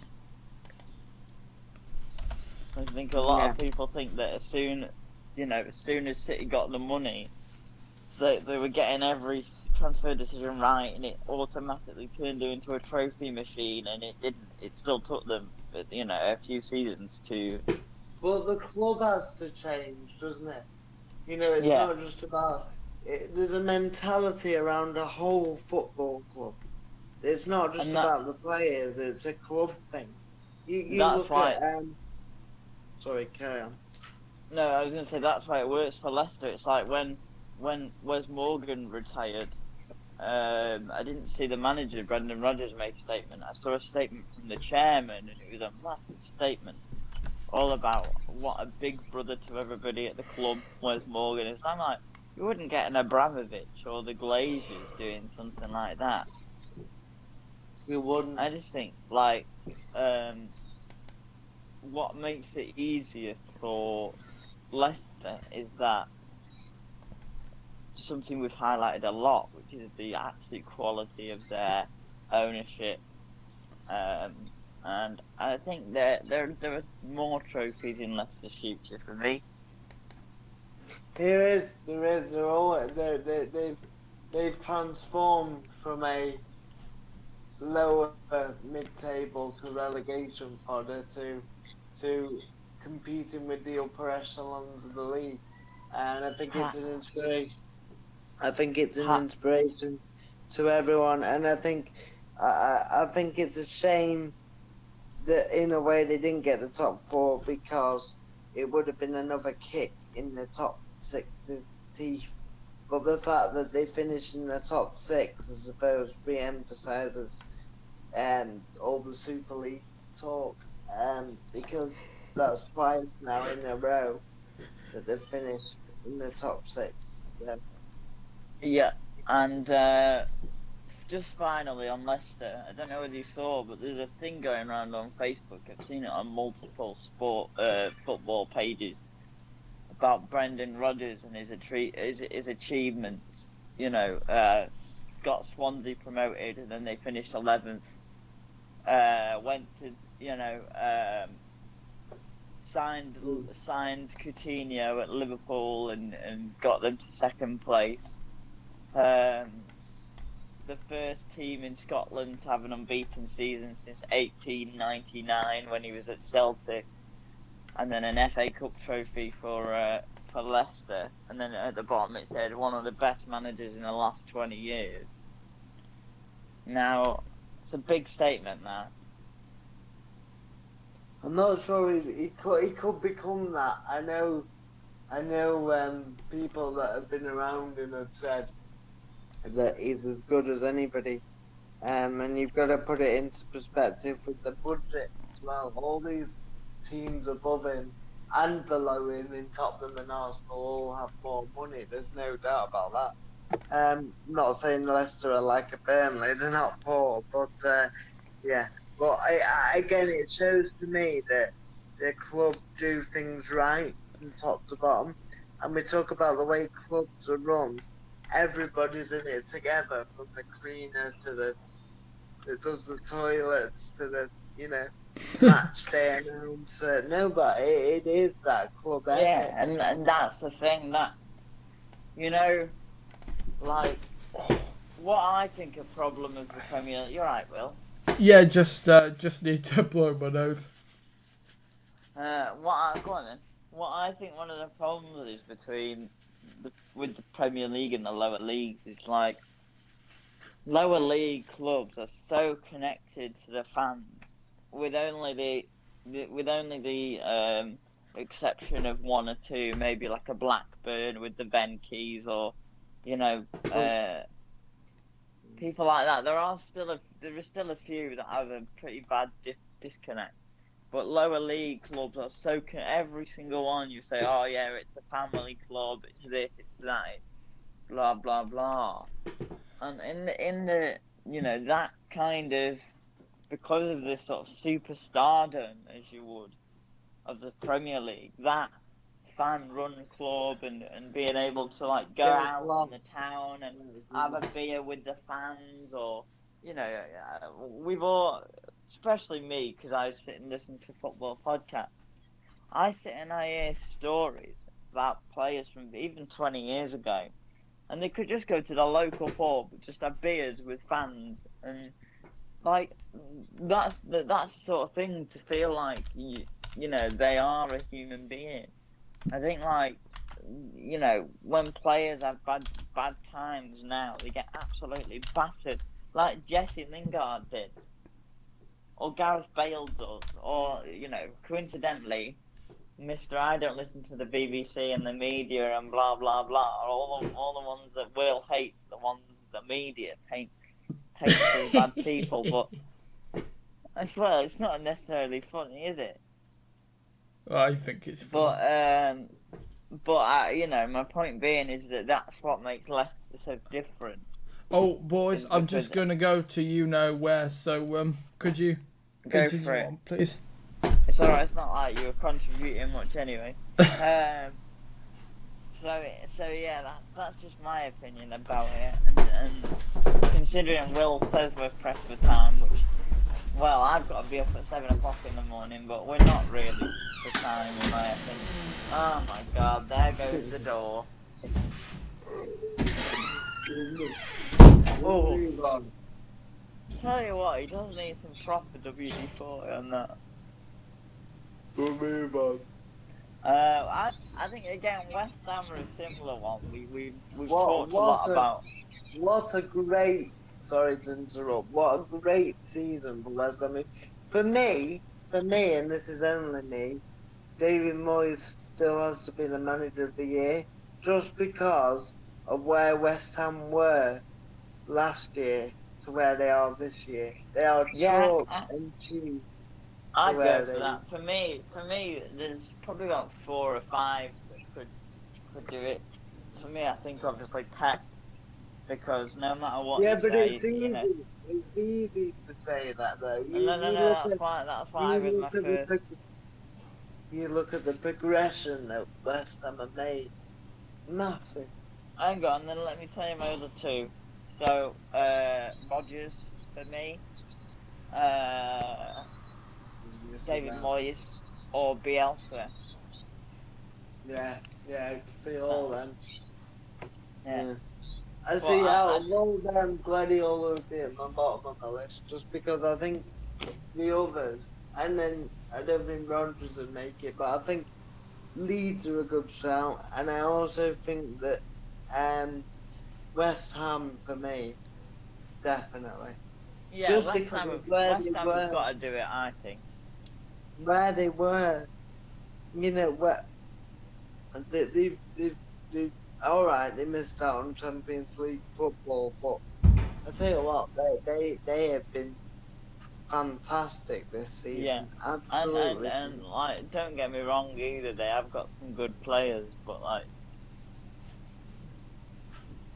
in terms of world class players or players that could be perceived to be at the level that West Ham are now going to be at next season, have they got that many? No, but so that's what makes those kinds of things an achievement, though. Yeah, you could say that the team is bigger than the sum of its parts for West Ham. Yeah, I would agree with that 100%. You know what I mean is the sum of the parts are bigger than the personnel in there. I know what you mean. And that makes a big thing. I mean, I'm struggling to think of many negatives, if any, West Ham this year. We talk about there aren't positives. Many. There really aren't. you talk about, all right, you could say, well, they didn't get Champions League football when they could have done, but to even be in and around that has got to be a positive. Um, so no, I think positives. I think the two Czech lads, Sufal and Yeah, Souček, have Tufal and Souček are brilliant. been man, particularly when the Czech market doesn't get that much, doesn't you don't see it a lot, do you? No, it And it doesn't is, get a lot of play, does it? To be fair. and you look at, I mean, Slavia Prague, for all that we said about the horrible incidents that went on there with the Rangers lad, Kamara. They've got some good players, and they've had Yeah, some good players. So 100%. so yeah. I mean, people like Ollie, God's sake. people like Barr and Ollie Inker, and but No, I agree. Souček and Subban have been magnificent. Obviously, I'd like to give a mention as well to Fabianski. I think he's Underrated as hell. Underrated as hell. And also, not only that, just to put across it very quickly with another point, a counterpoint. Darren Randolph, West Ham's number 2, I think is fantastic as well. Yeah.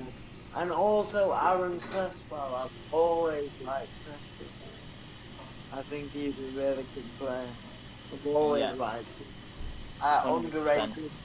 And I also think I like Bowen because he runs a lot and he gives everything. Antonio, when he's at his best and he's fit, is unplayable. I mean unplayable because he's strong and he's athletic as well. I think Jesse Lingard, I mean, you talk about signings of the year, and we talked about. He's got to be signing of the season, hasn't he? Or Well, at least January signing, isn't he? Yeah, he'd certainly be up there. He's been incredible. Reborn, and for me, it wasn't just the way he was playing; it was his fitness as well. So when you think about match sharpness, it takes so long to get that match sharpness normally. I can say it myself. I've been training with my dad for football, but and I look sharp in training. But I'm sure when it comes to match play, it'll take me a while, as it will everyone. For those of you that don't know, I've not started back at Park football yet. Since lockdown, since the first lockdown. So, I think the match sharpness and Lingard, the hunger, desire, Rice, I think has been brilliant. I think you talk about signings as well. Craig Dawson's been a great signing. Yeah. But I think he's always been incredibly underrated, Dawson. I agree. I always liked him at West Brom, and I always thought he was. West Brom for sure, yeah. Him and Macaulay. That was a centre half pairing. That was Gareth Macaulay, wasn't it? That's the one. Yeah. That's the old shiner. Yeah. But yeah, fantastic, and what a team they've been this year. Declan Rice, for me, there was talk about him going, but there's no doubt that he's going to stay in the summer now. For me, he'll have a European adventure with I think if Frank would have stayed at Chelsea, I think he would have been top of the list, Declan Rice. But I don't know whether Tuchel feels the same way. And also, I think he could have a European adventure with West Ham now. You talk about progression. That side has progressed beyond all recognition. Wow, So a rapid rate of knots, isn't it? So as a player, you've got to be infused by that. And also, a player coming into West Ham, I mean, we talk about the Champions League being the pinnacle, but also European football's big for a lot of players. So West Ham will be able to attract some good players this summer. So if they get the recruitment right, which has always been West Ham's problem, they could have a really good summer this year. Mind you, over the last 2 years, they have got their recruitment spot on. Well, they I need just hope it continues. I think that's what's good about David Moyes, is he does, for the most part, buy quite well. Yeah. And great for Noble as well to have a European campaign with West Ham. What a fella. What a fella as well. Never been capped by England either, bless him. Even though, especially in the Euros, Euro 2016, he did deserve it. He probably did. He deserved to be around the squad for sure. Yeah. 100%. How about you? Is Will back? Yes, I am back. Yep. Did you even creep in? What do you think about West Ham, Will, and the season they've had and the progress? Obviously, very impressive, isn't it? We've said David Moyes has got to be the manager of the season. Or I believe. Watch Will say no now. Certainly up there. Yeah, manager of the season. That's actually a tough one. Yeah, that is. Ooh. Yeah, I'm not sure. So, what's your opinion on West Ham, Will? Well, very impressive. For a club, like West Ham to do as well as they have. Just sorry to cut across you, but congratulations to Lille for winning the French Ligue 1. Oh, brilliant! At least someone different than PSG. Remember where you were, people? Yeah, they did it. Yeah. Isn't that team going to get broken up because of the money? Probably. It probably No, will that's get broken Leon. up. I think you're thinking of. Players like Renato Sanchez, Jonathan David, though, they'll probably go. You've got some good players they have. Is Renato Sanchez playing for Lille? Yeah, he's been phenomenal. Has he? He's a good player. Didn't work out for him at Swansea though, did it? Bless him. I hope they stay together for a Champions League campaign. Fantastic. As they should. But yeah, sorry, we'll continue on. Is that up there with Montpellier?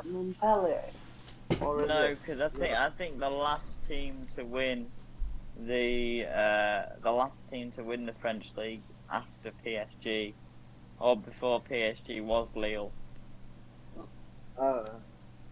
With Cabaye and Hazard and Gervinho. Eden Hazard. Yeah, Eden Hazard. And Johan Cabaye, Gervinho. I'm trying to think who else is in that team. Gervinho that played for Middlesbrough. Arsenal. Oh yeah, I'm thinking of Janino. Gervinho, he never did very well at Arsenal, did he? No. Anyway. You alright, Will? Yeah, good, thank you. We've not made you cry, have we, mate? No, it's fine, mate. Time to... He's getting emotional because it's our last of the season. You know we're only joking. Yeah, no, mate, no. It's alright, just, Will, at this rate, we're going to be here till 11 o'clock anyway. I'm just sending a message to my dad to say, can he not close my curtains because we're live? Okay. Alright then. You carry on. Okay.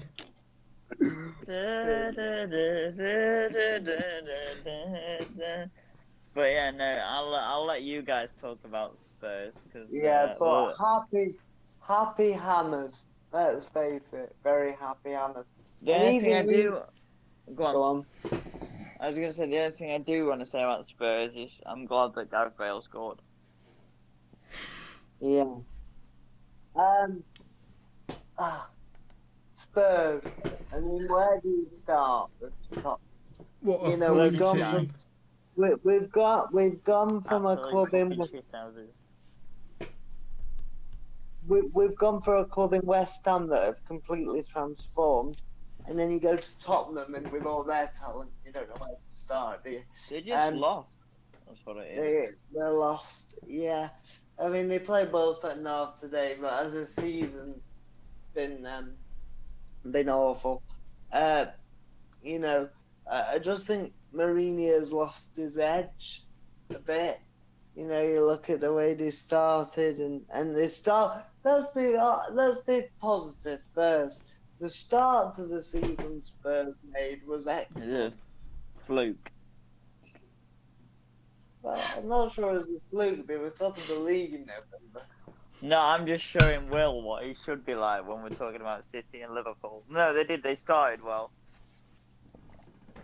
Yeah, it started very well, apart from that opening day against Everton. But from there, they beat City. Do you remember at the Tottenham Hotspur Stadium? It seems like ages ago now. No, then.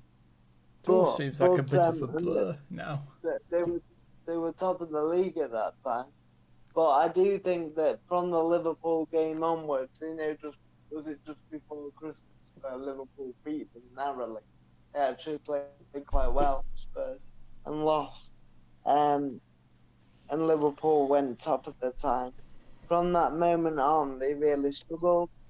And I think they just lost all their confidence. And Mourinho started having to go at his players. And it was all alright because the football wasn't great, but they were winning. So people accepted that. And they had no fans. So the fact that Bale wasn't playing, the fact that Ali wasn't playing, wasn't really a problem because the team was doing well. I mean, Dele Alli was a weird one. I know he's not been in the best form, you could argue, since the World Cup, but it just completely disappeared, and Bale, he didn't even play. Don't understand what the point of bringing Bale in was to just sit him on the bench. You know, I really don't. It doesn't make much sense. But that's what I mean. I think a lot of the things that Mourinho was doing were making less and less sense, or at least to me.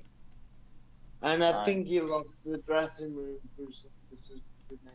You look at when they beat United 6-1, that we talked about. We said how great they were playing, and yeah, all right, they weren't playing great football, but they looked like a proper team then. By the way, can I just apologise if you heard some other sound? I was just getting it ready for Match of the Day, which I'll be watching on mute. So, apologies, everyone. Not on for another 20 minutes. Why are you getting ready so early? I just Well, just do. Can you not record? Can you not record Match of the Day? No, I can catch it on iPlayer tomorrow, actually. Bet you've not got that. Alright, okay. No, not up here. You can watch it. Well, I was just saying, then you can listen to it with sound if you recorded it, so you can listen to it. No, you don't need the sound, do you? Because it's a visual thing. Fair enough. But yeah, and then I think they just lost it, and then I think the nail in the coffin for that team was when they lost to, I can't remember the flaming name, decided in the Europa League. I don't know who you're on about. No, I can't remember. You know when they lost in the Europa League? In the knockout phase. Oh, Slavia Prague.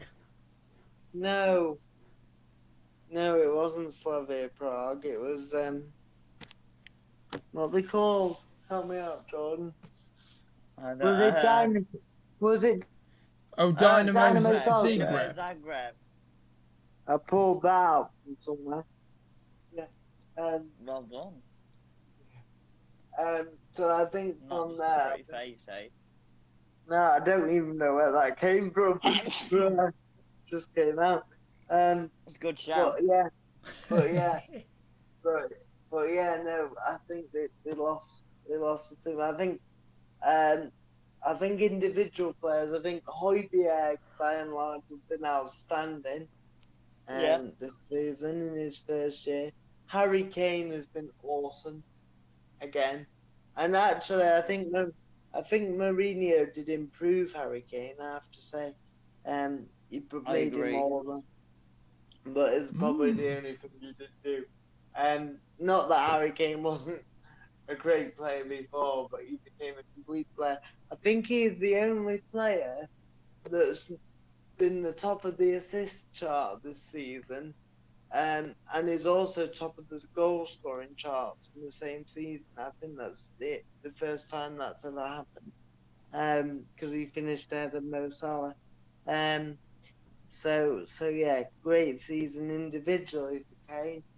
And I think it's a big summer for Tottenham, a big summer of transition for a lot of London clubs. You could say for Arsenal as well and Palace, but also for Tottenham.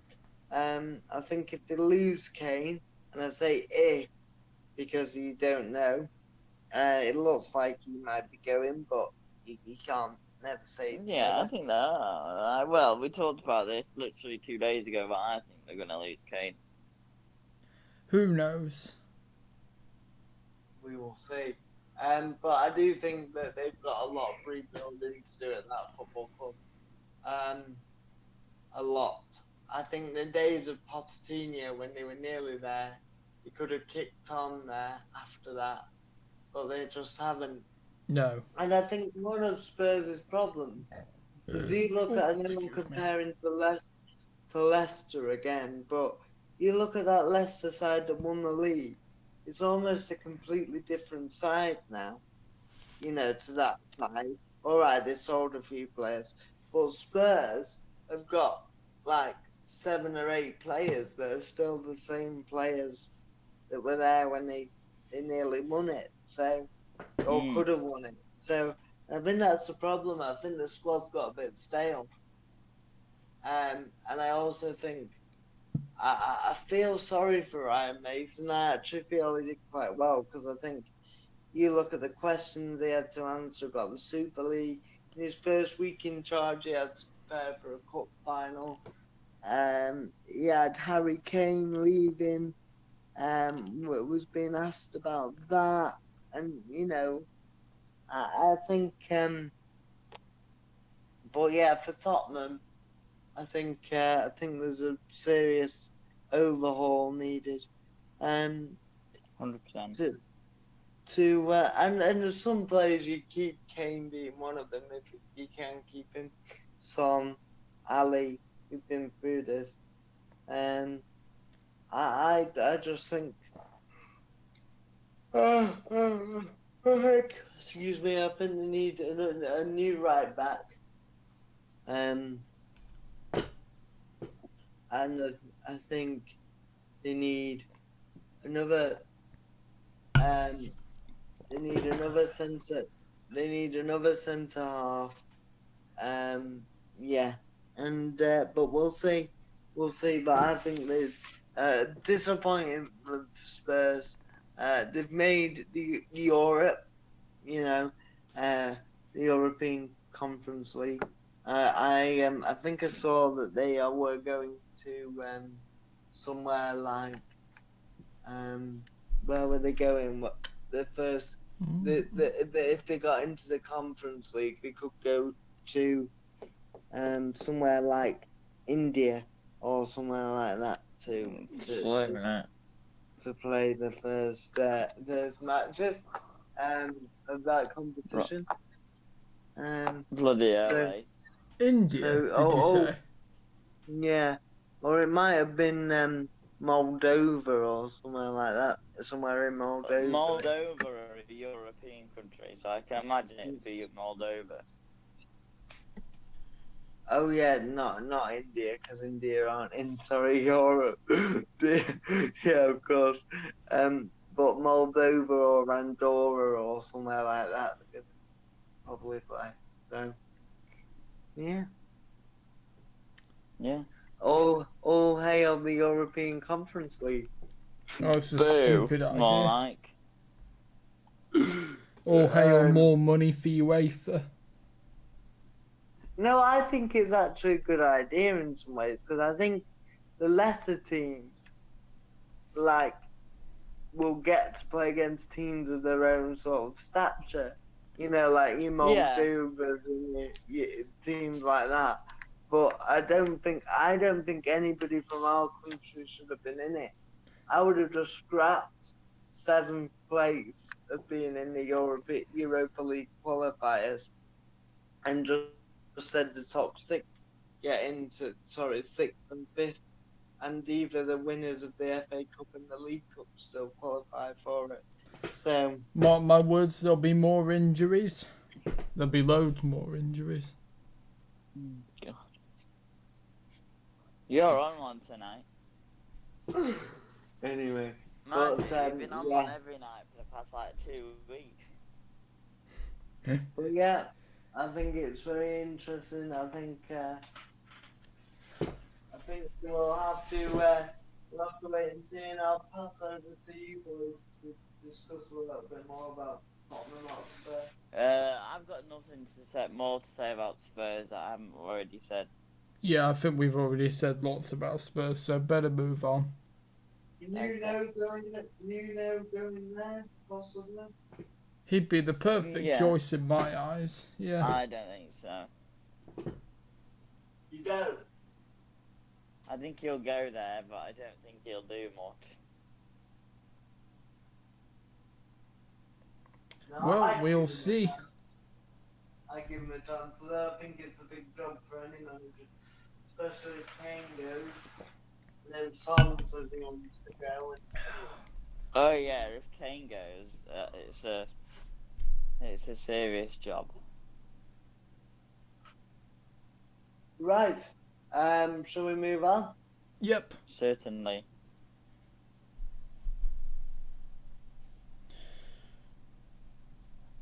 Come on then, Will. Oh, yes, sorry. Right. So, right, just there. 8th place, so... Yes, that's it, right. Arsenal. Oh, is it? Okay. So, Arsenal, what do we think?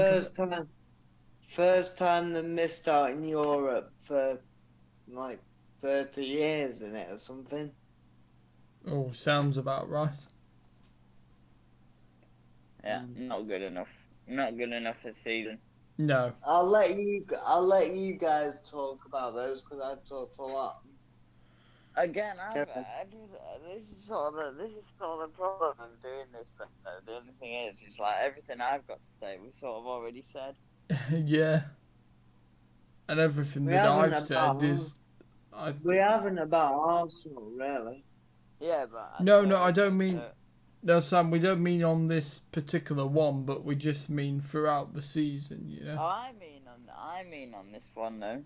I mean, like, for Arsenal, for example, I would say that, you know, positives would be the young players. Oh, yeah, Smith Rowe. Saka. Arteta, for me, probably only stays because a big name manager wouldn't take the job. He still needs to shape his own squad, Arteta, for me. Willian and David Luiz leaving. Is Willian leaving, is he? I've seen that Willian's going into Miami. Yeah, I've seen the rumours. I know David Luiz is definitely... Yeah, David Luiz is going. Gabriel was looking for his tooth, apparently, in the match today. What? Alright, okay. Yeah, he got tooth knocked out. Strange fact. What's that? What happened? What happened? Did the game stop while everybody looked for his No, I don't think so. It. Sorry, boss, we let in 5 goals. I was only looking for the 2. I've just seen the time, and I've actually got to go. As you guys are aware, I've got to get up pretty early in the morning. Oh, have you got to go then, So, Jord? yeah, I'm gonna need to sort myself out, get myself ready for bed. On that note, I'll say my goodbyes. I will listen Okay. to you, but I'll be watching, but I can't stay and take part. So I guess I should have prepared a speech, eh? Oh, yeah, exactly. Yeah. Yeah. So the last,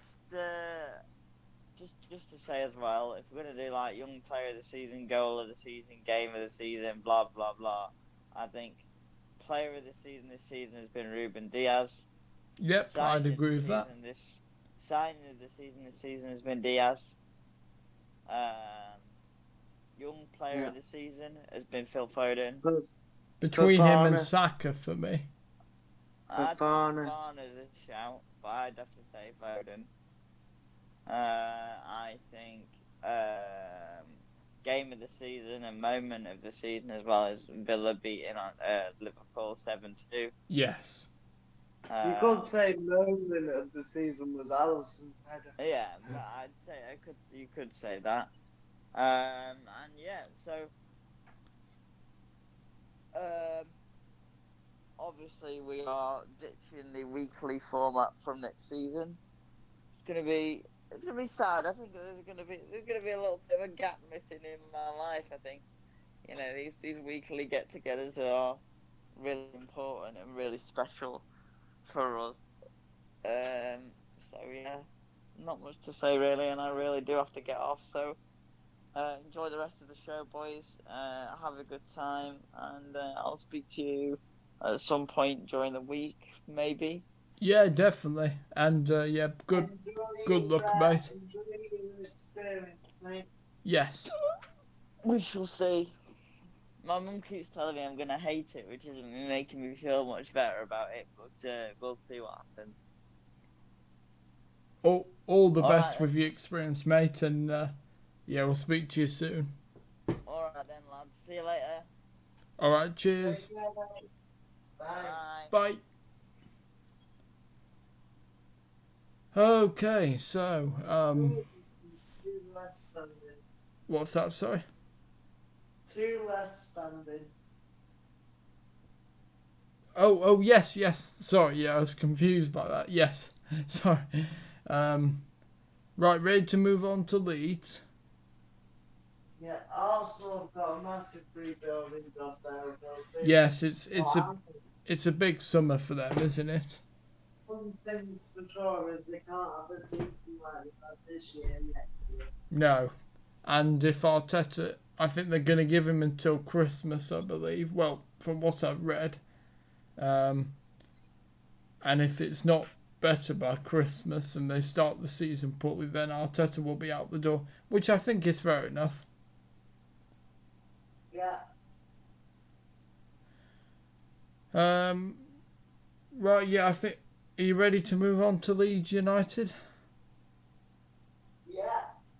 Well, what a season Leeds have had back from the Championship. I mean, they play some fantastic stuff, don't they, Leeds? You know you're going to be entertained by Leeds. Yeah, I'm just filling up my water, Will, so you carry on. Oh yeah, that's fine, mate. You know, Bielsa, what a good manager. Some of his methods is in sort of spying training, you know, Spygate. I still don't approve of that. However, I think Bielsa, I like the style of his football, and yeah, they're a great team, Leeds, and yeah, fantastic stuff from them. And you know you're going to be entertained by Leeds. You know, it's unfortunate the fans have not been able to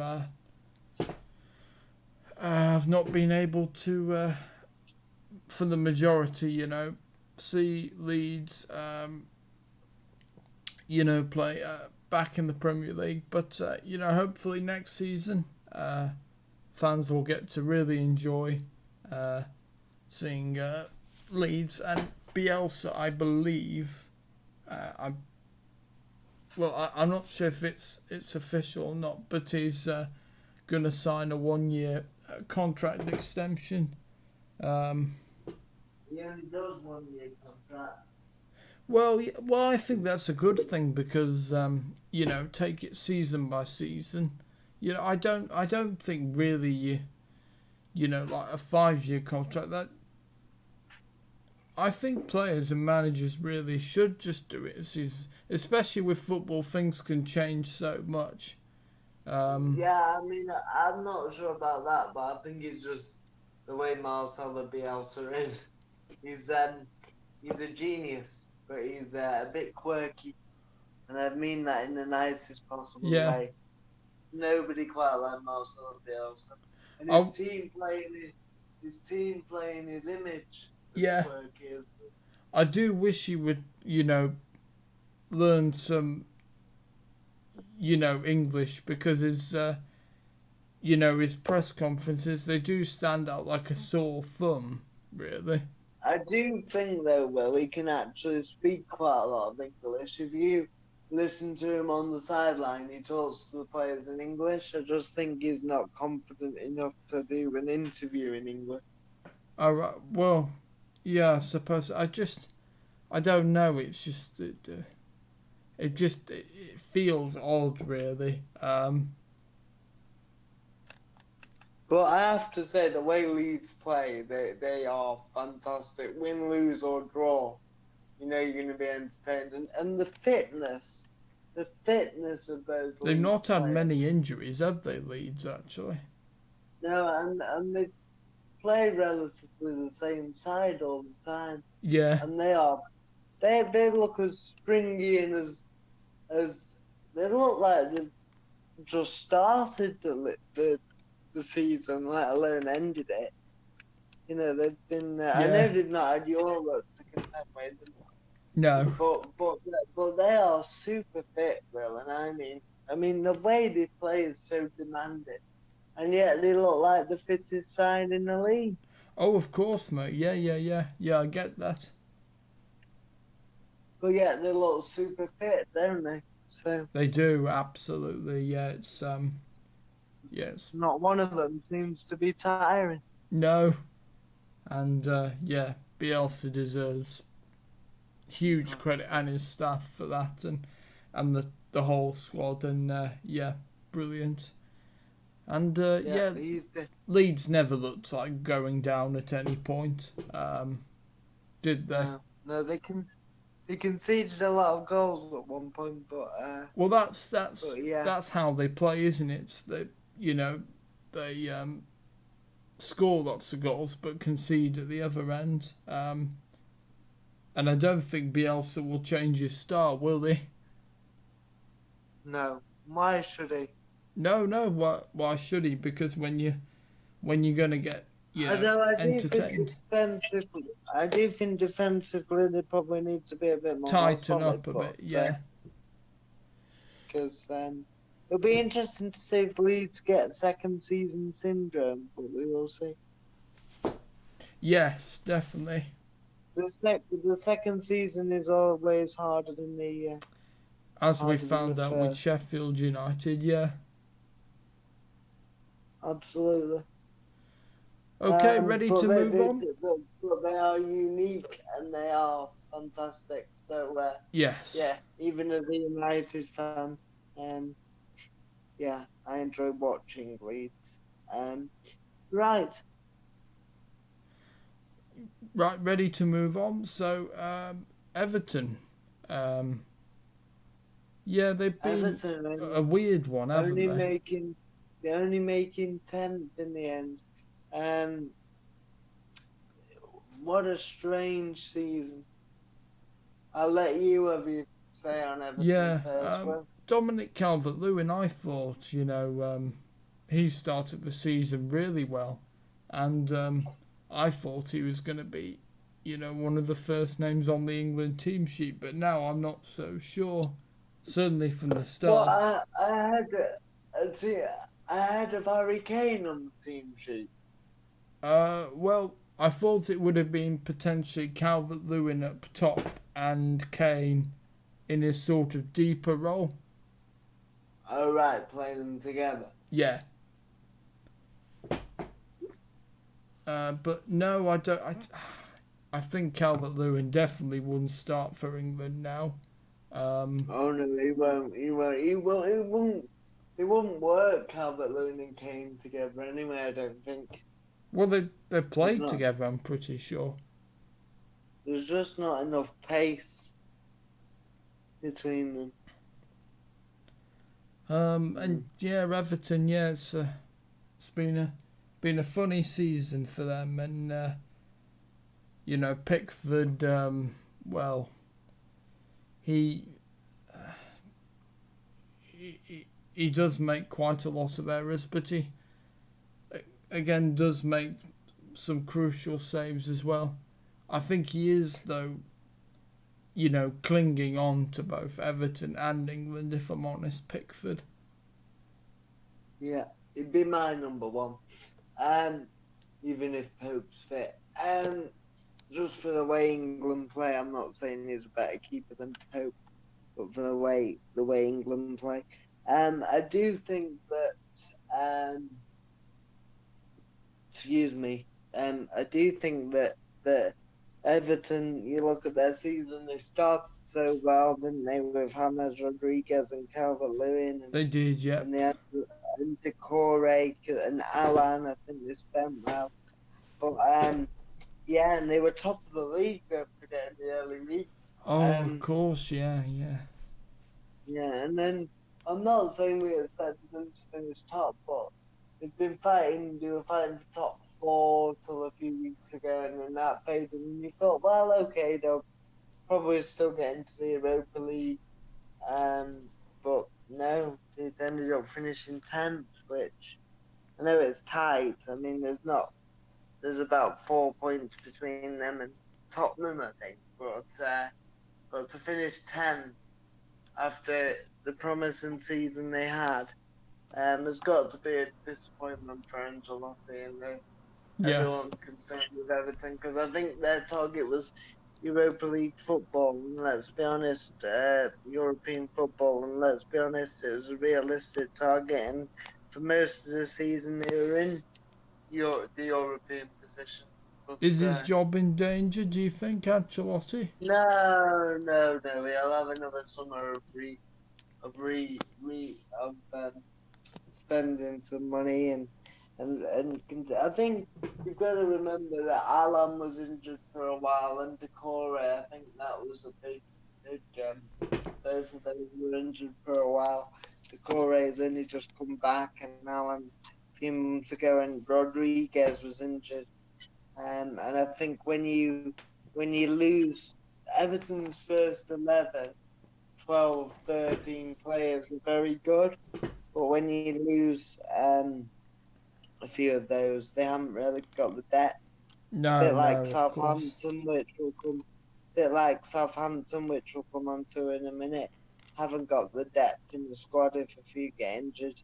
On the day, their first 11 is good enough for European football. Their first maybe 12, 13, but beyond that, they get a few injuries and they start to struggle. Yeah. So yeah, and I think James Rodriguez got injured, didn't he? Oh, he did, as well, James Rodriguez, in the running. So, yeah. So, I'm not saying that's an excuse, because I still think with the positions they were in the latter stages of the season, and I know today they could have still made Europe just about, but they needed other results to go their way. I do think that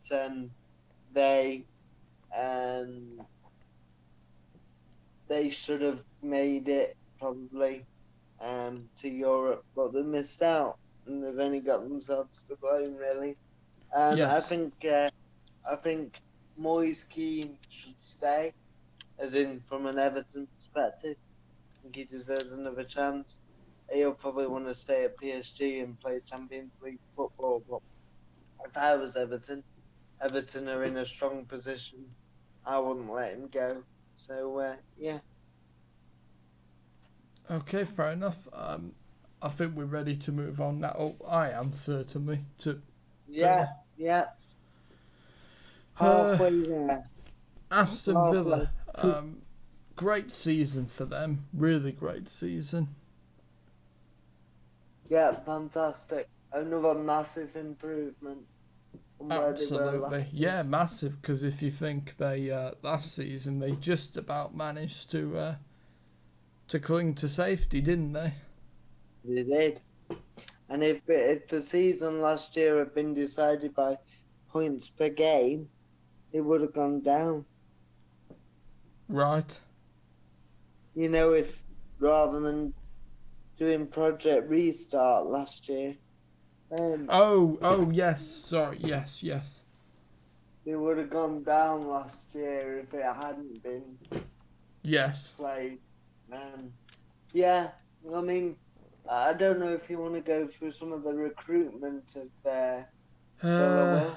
Oh, yeah, okay. So they got Ross Barclay on loan from Chelsea. He's had a mixed spell, hasn't he, there, Barclay? Seemed to start well, and then, of course, got injured and then been in and out of the team since. And, yeah, Dean Smith said there's no plans to keep Ross Barclay, and can't see away from him either at Chelsea, really. So I think he'll be on the move, Barclay. Yeah. Of course, they bought Ollie Watkins, didn't they, from Brentford? He's been very good. Even when he doesn't score, he leads the line very well. Yeah, brilliant. And he's similar in terms of his pace to Timo Werner, but you don't see Ollie Watkins getting caught offside every 5 minutes. No.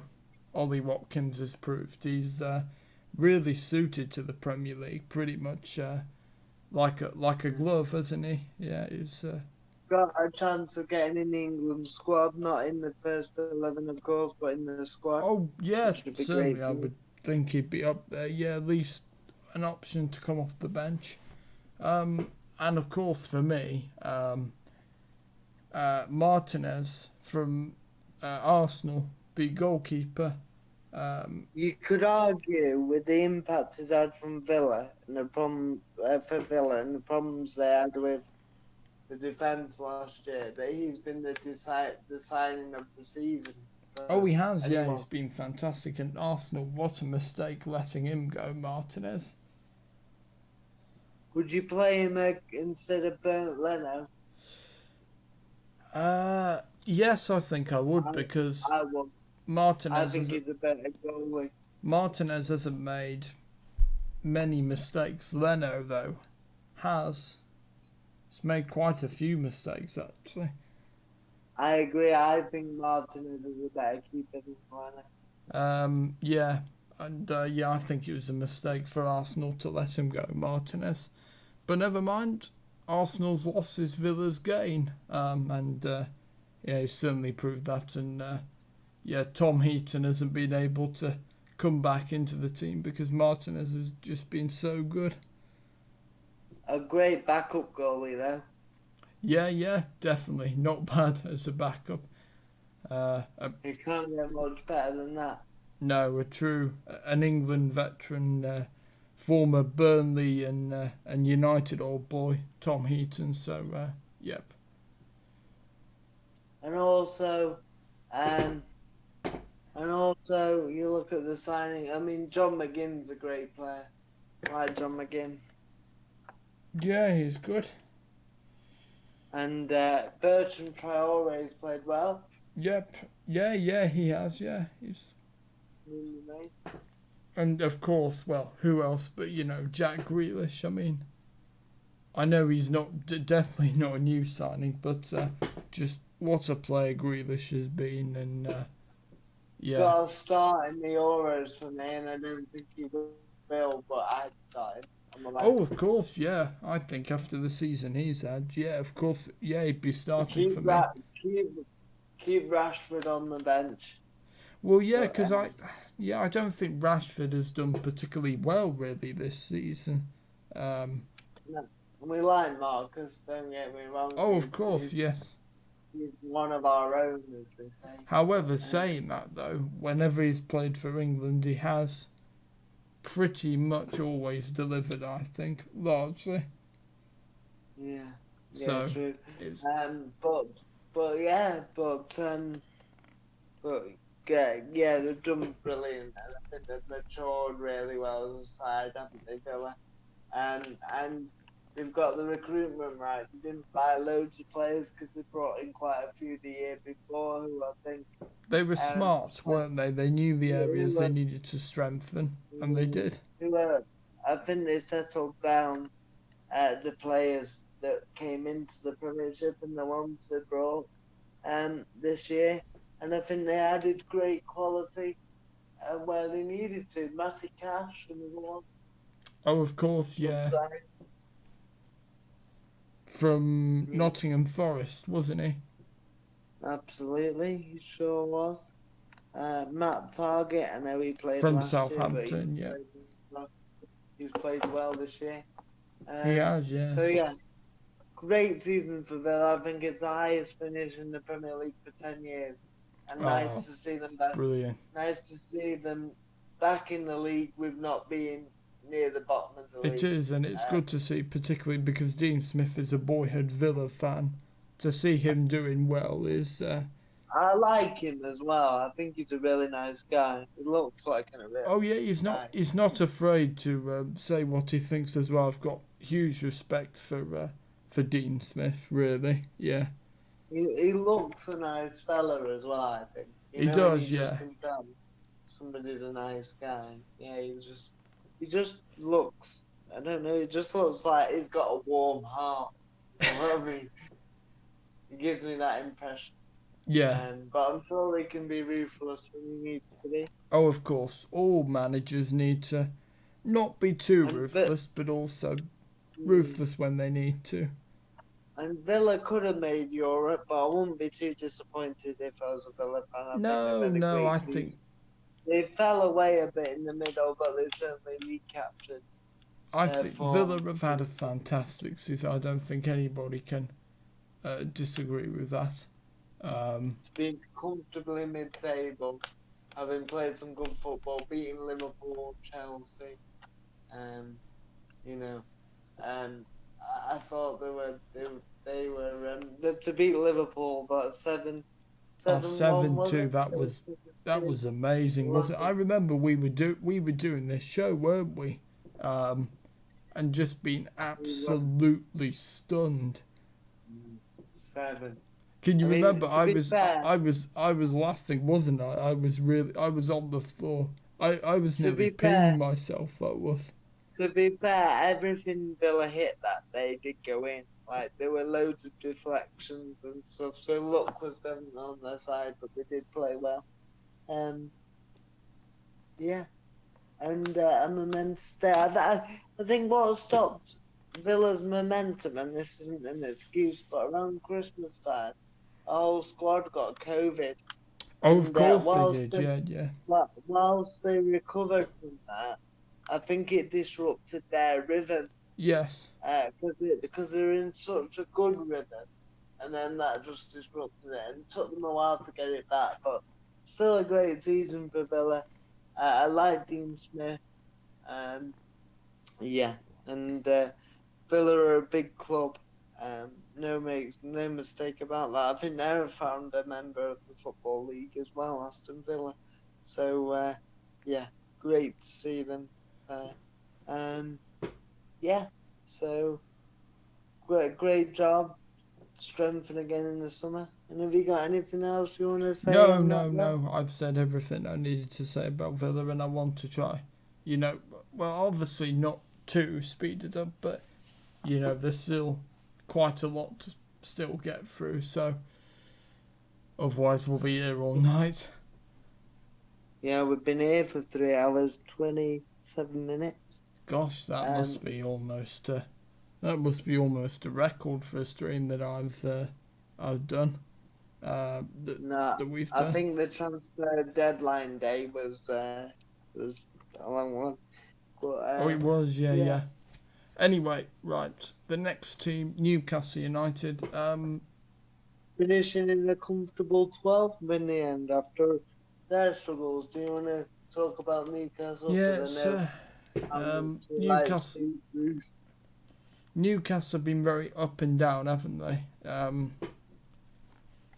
Yeah, it's been a weird one, and you say about Villa with COVID, Newcastle, don't forget, St Maximin and a lot of the squad had COVID, didn't they? Yeah, I think St Maximin was in hospital and Jamal as well for a while. Well, they weren't very well. They didn't play for about 2.5 months, did they? No, they didn't. Lascelles and St Maximin. That was it. Yeah. I was trying to think of the other player, and in that respect, and well, of course they had Callum Wilson injured as well, and yeah, I think Newcastle have done really well considering the circumstances to come back, and Steve Bruce will probably be never my cup of tea, but it does, I think, have to get a lot of credit, definitely. Especially where they were 6 weeks ago, where it looked like 5 or 6 weeks ago, where it looked like Fulham were going to overtake them. Yeah, we thought just Newcastle were performing so poorly, and we thought they were going to be down, didn't we? And to finish 12th, I mean, it looks like what we're worrying about now. But I think they had a similar end to the season as Liverpool in terms of the points they picked up. They must have done to finish 12th from where they were. Well, Newcastle have 45 points. Liverpool have 69. No, I mean the end of the season. Oh, sorry. The last 6 or 7 games, they must have had a similar record. They were one of the most informed teams in the league. Newcastle weren't in the last few weeks. That's why they escaped relegation like they did. Right, okay, yeah, sorry, yeah. And I wonder, I know you like Arsenal's young players, so... I do, yes. I'll let you have you say about Joe Willock as well, Will. Well, I think he's been very impressive, hasn't he, for Newcastle, and it'll be interesting. I mean, Arteta said he'll be staying at Arsenal, and it's a real chance for Willock to show that he can, continue that and to, prove himself at Arsenal. It's going to be very, very interesting. I mean, could it be that Thomas Partey's perfect person in the perfect partner in the midfield? Could it be Joe Willock? It's an interesting one. Potentially, I have to admit, it surprised me, Willock. I didn't think he was that good, but the last few games, because he didn't always play, did he, at the beginning at Newcastle? But no, he didn't. I think he scored in 7 games in a row, which is a record for a midfielder in the league, I think. That's very impressive, isn't it? Which is very good, and certainly with Newcastle, it's no coincidence that their change in fortune has coincided with his good form. So, not just him playing well, of course, but he's been part of it. But Renwick wide. His goals. So, fantastic. And, and apparently Steve Bruce says he wants to keep him, so there might be a tug of war there. And we will see. Yep. Right. Oh, ready to move on? And Newcastle also, I mean, Matty Longstaff didn't play much this year, did he? Oh no, did he? Well, he's out for the rest. He was out for the rest of the season, wasn't he? Or was he? Yeah, I think he was actually. I think he was. And do you know what? I can't remember. It all seems a bit of a blur, really. I think he was. Do you think Saint Maximin will go? Oh, that's an interesting one. No. Well, yeah, I don't know. Yes, he could. I think there'd definitely be teams interested in him. I don't know. Is the honest answer. Yeah, it's going to be interesting. Right, can we move on if that's okay? Yeah, carry on. Right, next is Wolverhampton Wanderers, and Wolves. What a game! What a season! Oh no, sorry, what am I saying? Not a good season by Wolves standards. Still finished 13th though. Yes, and they've definitely. Well, I know I've said this a lot, but I don't think we realised how important Jota was, did we? Until he, was not there. And Jimenez, because he's been missing. Oh, of course. Oh, yeah, Jimenez is the big one. Since his injury, they've really. Did he play? Did he play today, Jimenez? No, I don't think. No, he didn't. No. No, he's not come back yet. He should be back for the start of next season, hopefully. Yeah, hope so. Although, I wouldn't rule out maybe that, with a serious injury like that, could Jimenez potentially decide to retire, maybe? I think all the signs are that he's going to be okay. Yeah, well, I don't know, just might make him think that, will he might be able to play, but would he be the same player after such an injury? We'll see. I think it's important to say what a job Nuno's done. Oh, Wolves. Absolutely. I have huge respect for Nuno. I've always liked him, and especially when they got into the qualifiers of the Europa League. Oh, definitely, at the beginning of last season, which is not easy, and they got through that, and they got to the quarterfinals, didn't they? Which was amazing. Yes, absolutely. It's absolutely amazing, like you said. And I think he's a legend at that club for bringing them back up in Europe. Definitely. Oh, absolutely. What was his send off like today, Will? Did they have a send off for him at Wolves? It was at Molyneux, wasn't it? The game. Yes, it was. No, I don't think he didn't have any. Well, I didn't see any. God, but whether they did it when the game, because we missed the really start of the game.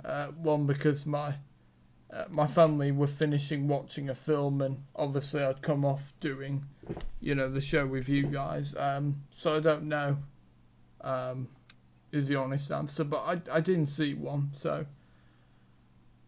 Fair enough. But great man, done a lot. They missed Doherty and Jimenez and Jota this season. Yeah, definitely. Big misses. Probably need a deeper squad in the future. Yes, definitely.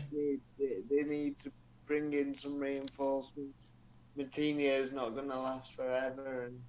No. And Fabio Silva's clearly not quite ready yet. No, he's. I saw him. I saw him today, and well, to be fair, once Traore went off because he went off with a hamstring injury, and once Traore went off, you couldn't see really the threat where the goals were going to come from for Wolves today.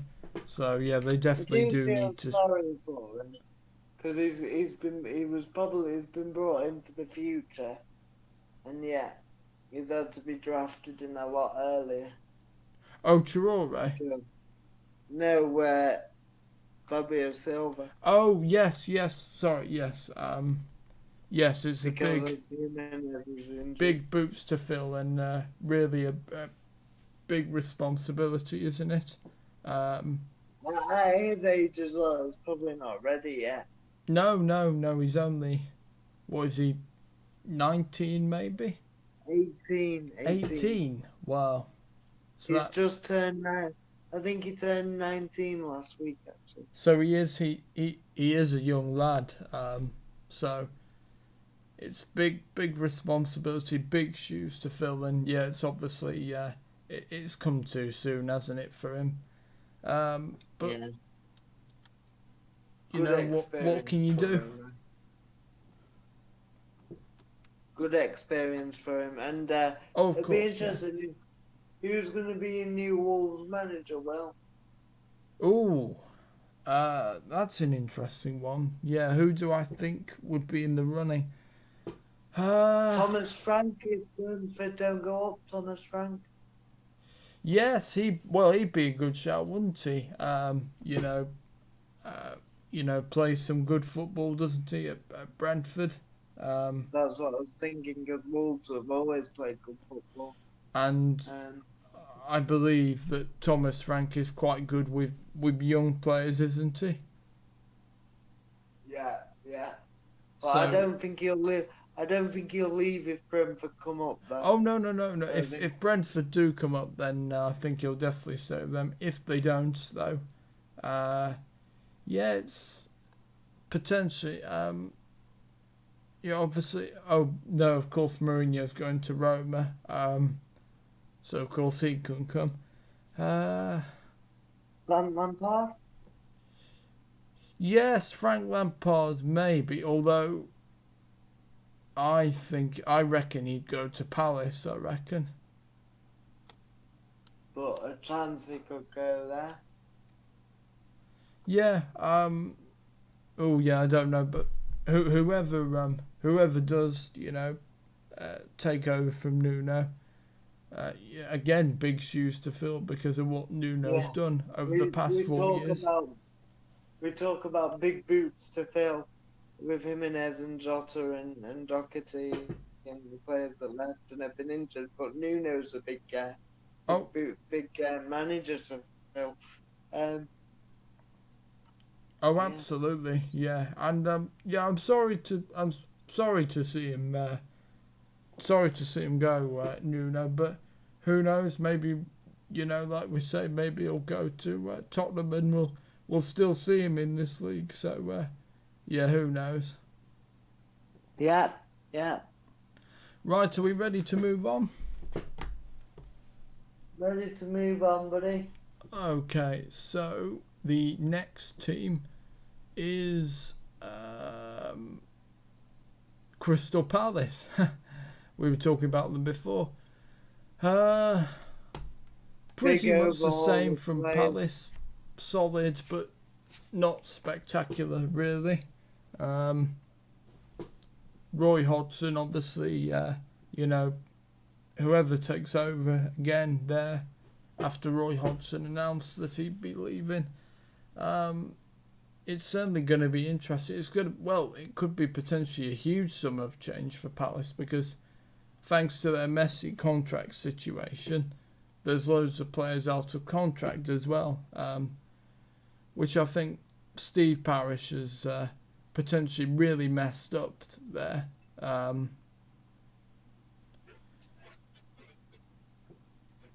Yeah, no, I agree, but young blood, I suppose, but I think they're letting too many players go potentially.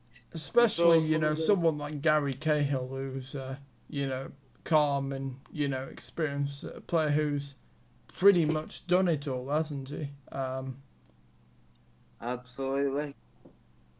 And, so, it's going to be interesting for Palace. Zaha Zaha's done okay. I don't think He's he's done well this year. yeah. See, I don't think he's been as good as the past few seasons. I don't think he's done No, enough. I don't he's think he's. better than he Oh, was. sorry. He's better than he was this year. Last year, do you mean? I mean, last year, yeah. Yeah. I don't think he's done enough to earn a big move, though, Zaha. We will see. I suppose it depends who comes in, but Palace are going to be an interesting one with Roy going in and players leaving. It's be careful what you wish for. They might tip to get relegated. Because I think if they do bring in lots of young players, they might struggle with. Yes, but Roy. Experience. Well, Roy was on Football Focus, and I watched his interview with Dan Walker, and Roy said it was his decision. He informed them, so they had a good idea that it would be his last season. So it's not a case of Palace choosing to get rid of Roy. I think Roy just he's ready for a rest, I think. But I do worry for Palace. Then they could struggle next year. Well, I wouldn't stop until we know who the manager is, and then because we don't know. I just think it's all a bit of a mess. Well, the new players are. It is a mess with the contract situation. That is a mess. Yeah. It's hard enough to get used to a new manager, let alone an entire new squad, basically. Yes. Yeah, it is going to be interesting, but yeah, we'll see, won't we, with Palace, and yeah, solid, like I said, but not really spectacular. So yeah, and Roy Hodgson is not ruled out, doing another job at some stage, but he said at least for the moment he wants a rest, I think so. Once a great manager, we went through his record the other day. Fantastic. Yes, and he seems such a lovely guy, Roy, and all the. Well, I know I was laughing about him, but I do like him, Roy. I really do, and yeah, I have got a lot of respect for him. Yeah, definitely. Me too. Right, shall we move on? Yeah. Right, so I think we're doing quite well now. Right, yeah. So Southampton are next. Do you want to say about Southampton? Yeah, I mean, we're top of the league early on in the season. Oh playing gosh, really they were, well. weren't they? I'd forgotten about that. Yeah, and not for very long, but they were. But yeah, play some good football. But again, injuries for them. I'm not making excuses, but injuries. They haven't got a big enough squad. Ralph Hasenhutl's identified it. I think we say the Leeds play a very intense game, but so do Southampton. And I think Ralph Hasenhutl recognises that they need to strengthen, don't they? Especially if Danny Ings goes. They need to strengthen anyway. The squad's not big enough. It's clear to see. Some of the players are aging, aren't they, as well? And it might be a big enough squad, but as in the quality's not good enough. Yeah. First, bit like with Everton, the first 13 or 14 are very good. But then you go beyond that. And I'm not saying they all have to be as good, because your squad's not as good as your first 11, but they've not really got quality. It sort of drops off a lot. So, yeah. But a stellar season from Southampton. Obviously, the low point was another 9-0, which started 2 seasons in a row. This time against United was probably deja vu and an awful feeling. I don't like to see that, especially with the good football Southampton play. But I do like Ralph. Oh, I think absolutely, and he's a I think he's probably in the frame for the Tottenham job. interesting. Yeah, I think he would definitely be a good shout for the Tottenham squad. Yeah. But I do think I think by the way he's talking, I think he's staying. I think, because he's on about next season and everything. So yeah. So they need to strengthen. Hopefully, keep Danny Ings. If they lose Danny Ings, I still think they'll be okay. And I think they'll do better actually. Not without Danny Ings, but if they strengthen the squad, then they can cope with the loss of Danny Ings. Because I think the squad depth's there probably. No, Danny Ings is a fantastic player. And another one that brings you through, you look at the youth that Southampton use. They've always had a very good academy. Yes. Throughout the whole, throughout the history, really. So it's good. And I do. I think there's more to come from Southampton. I think for Southampton, they can beat anybody on the day, but consistency is the key. Would you say? Would you say that Ralph Hasenhüttl is up there for one of the best managers for Southampton, along with the likes of Pochettino and Ronald Koeman? Not quite, because they got them into the top 6 and 7. But he's got the potential to be. But, Okay, fair enough. I think it's hard because they had a lot of good players then, and it's difficult. They lost a lot of players. They've had to rebuild. But yeah, not quite, but he's got the potential to be, so absolutely, and I love the way they play. But it's interesting, Leeds play a similar sort of, energetic style, and they look like it. Southampton, I'm sure they're very fit. But See, I don't think Southampton are, you think Southampton play intense like Leeds, do you? No, not quite as intense, but I just mean they do a lot of running, the Southampton players, and they work hard. They press quite well, and not quite to Leeds' level. Leeds are a one-off, but I just think some of the players look a bit tired, but that might be because they've not got the squad depth to deal with it. So, pick a key, Silver. Excuse me, for Ralph and for Southampton, bring in reinforcements and keep the squad they've got, but add to it and add to some quality competition places. And yeah, they'll do well. I mean, and you're a big Southampton fan, aren't you? While the league, yes, I think what I like about. Oh, sorry. I was just going to say, whilst their league position must disappoint you, I know you like them. Yeah, so I think for me, the what I like about Ralph Hasenhüttl is he, plays a good style of football. He does seem like a nice guy, but he's also not afraid to be ruthless as well. I remember his first press conference as Southampton manager, and I was very, very impressed immediately from that. Before I'd seen him and stuff, and I liked him from his first press conference.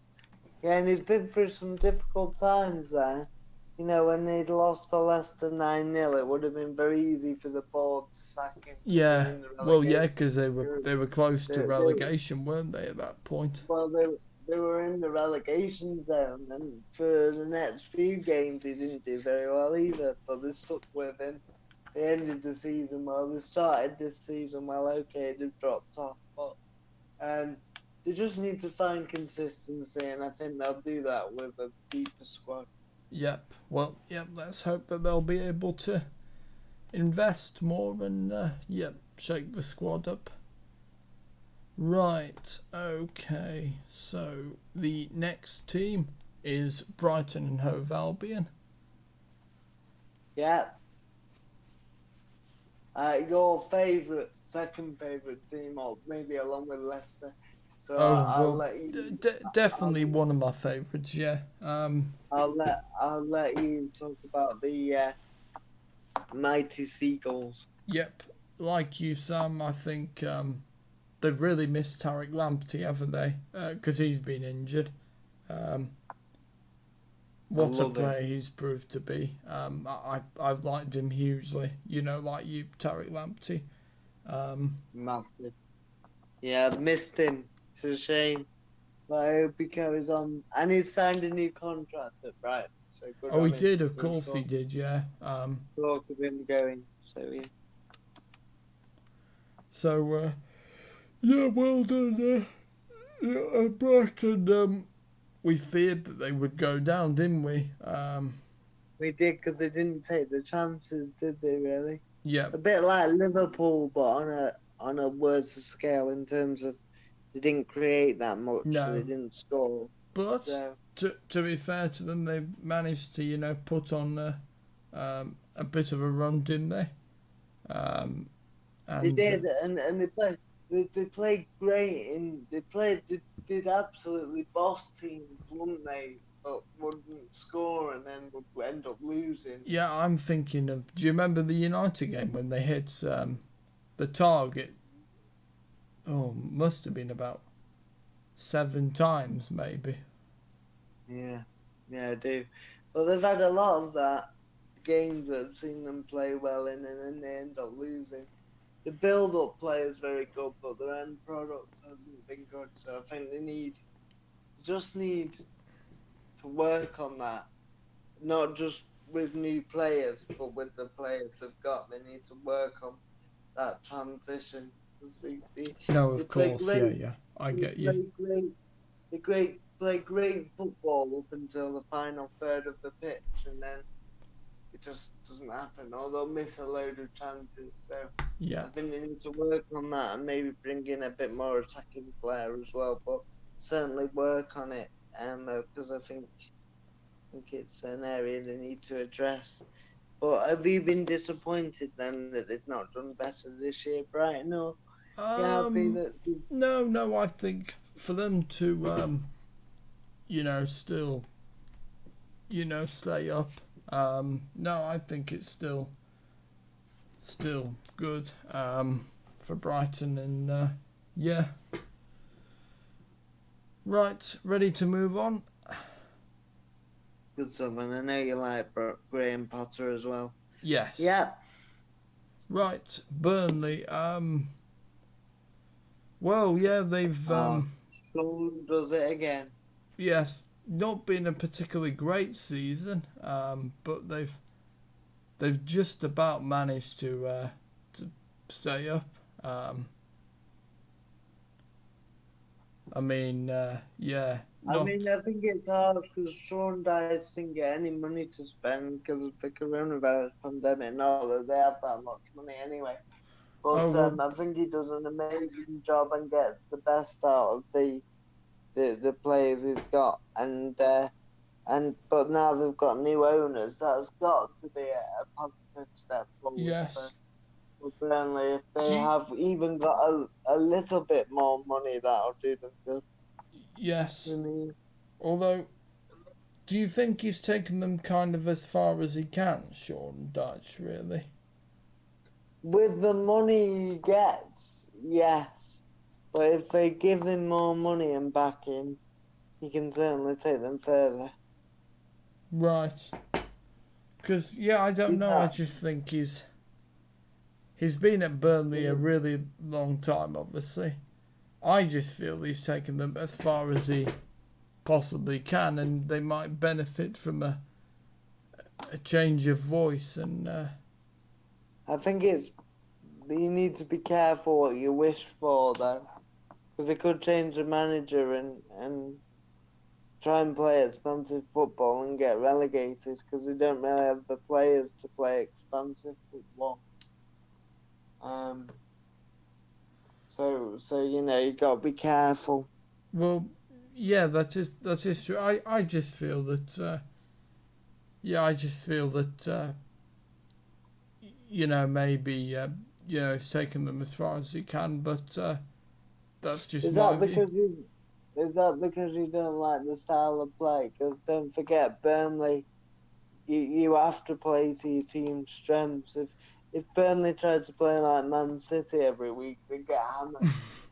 No, it's not because of the style of play. I just, for the years Sean has been, and he's been loads, I just think, that, and obviously he took them to Europa League places.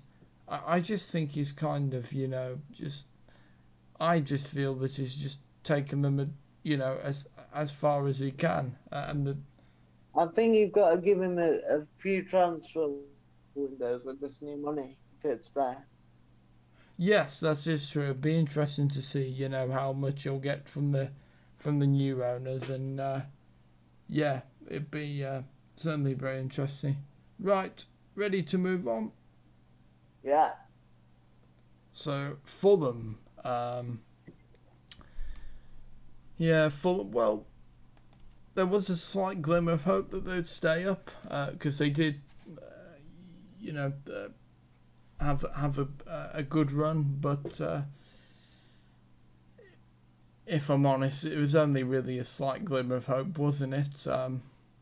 Well, no, it became a big glimmer at one point. They were in touching distance, weren't they? Of Newcastle above them after a terrible start to the season, conceding loads of goals. Then they brought in Anderson at the back and tightened up, and obviously Lookman played well, and Deepak Overeed, but and they really closed the gap. And when they beat Liverpool in March, I think it was March, before flipping neck, they're on like level. I think they're on level points with Newcastle and 1 point behind Brighton. And thought Burnley, and you thought flipping out they could get out of this quite well, but it just never. They had a few opportunities after that to get out of the relegation zone, didn't they? With Newcastle was Yes, they did. Yeah. through a poor run, and Brighton, but they just never managed it, and the flame died. But they had a good chance at one point. They did put a run together. They certainly got themselves back in the mix, and then just as they looked like they were going to climb away, or at least contend, they slipped up a lot again. Yes. You agree? Well, yeah, I mean, for me though, it was always going to be a struggle to stay up. I don't know. They gave themselves a good chance. Well, they'll look back and say we had a good chance there.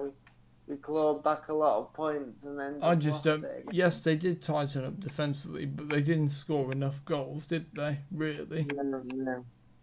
And that was the problem. I mean, yes, you have to be good defensively, but you do have to score goals. You have to. You're not going to get anywhere if you don't score any goals. No, goals win games. Absolutely, and but I do hope Fulham keep Scott Parker, and it was interesting. Someone in an interview saying,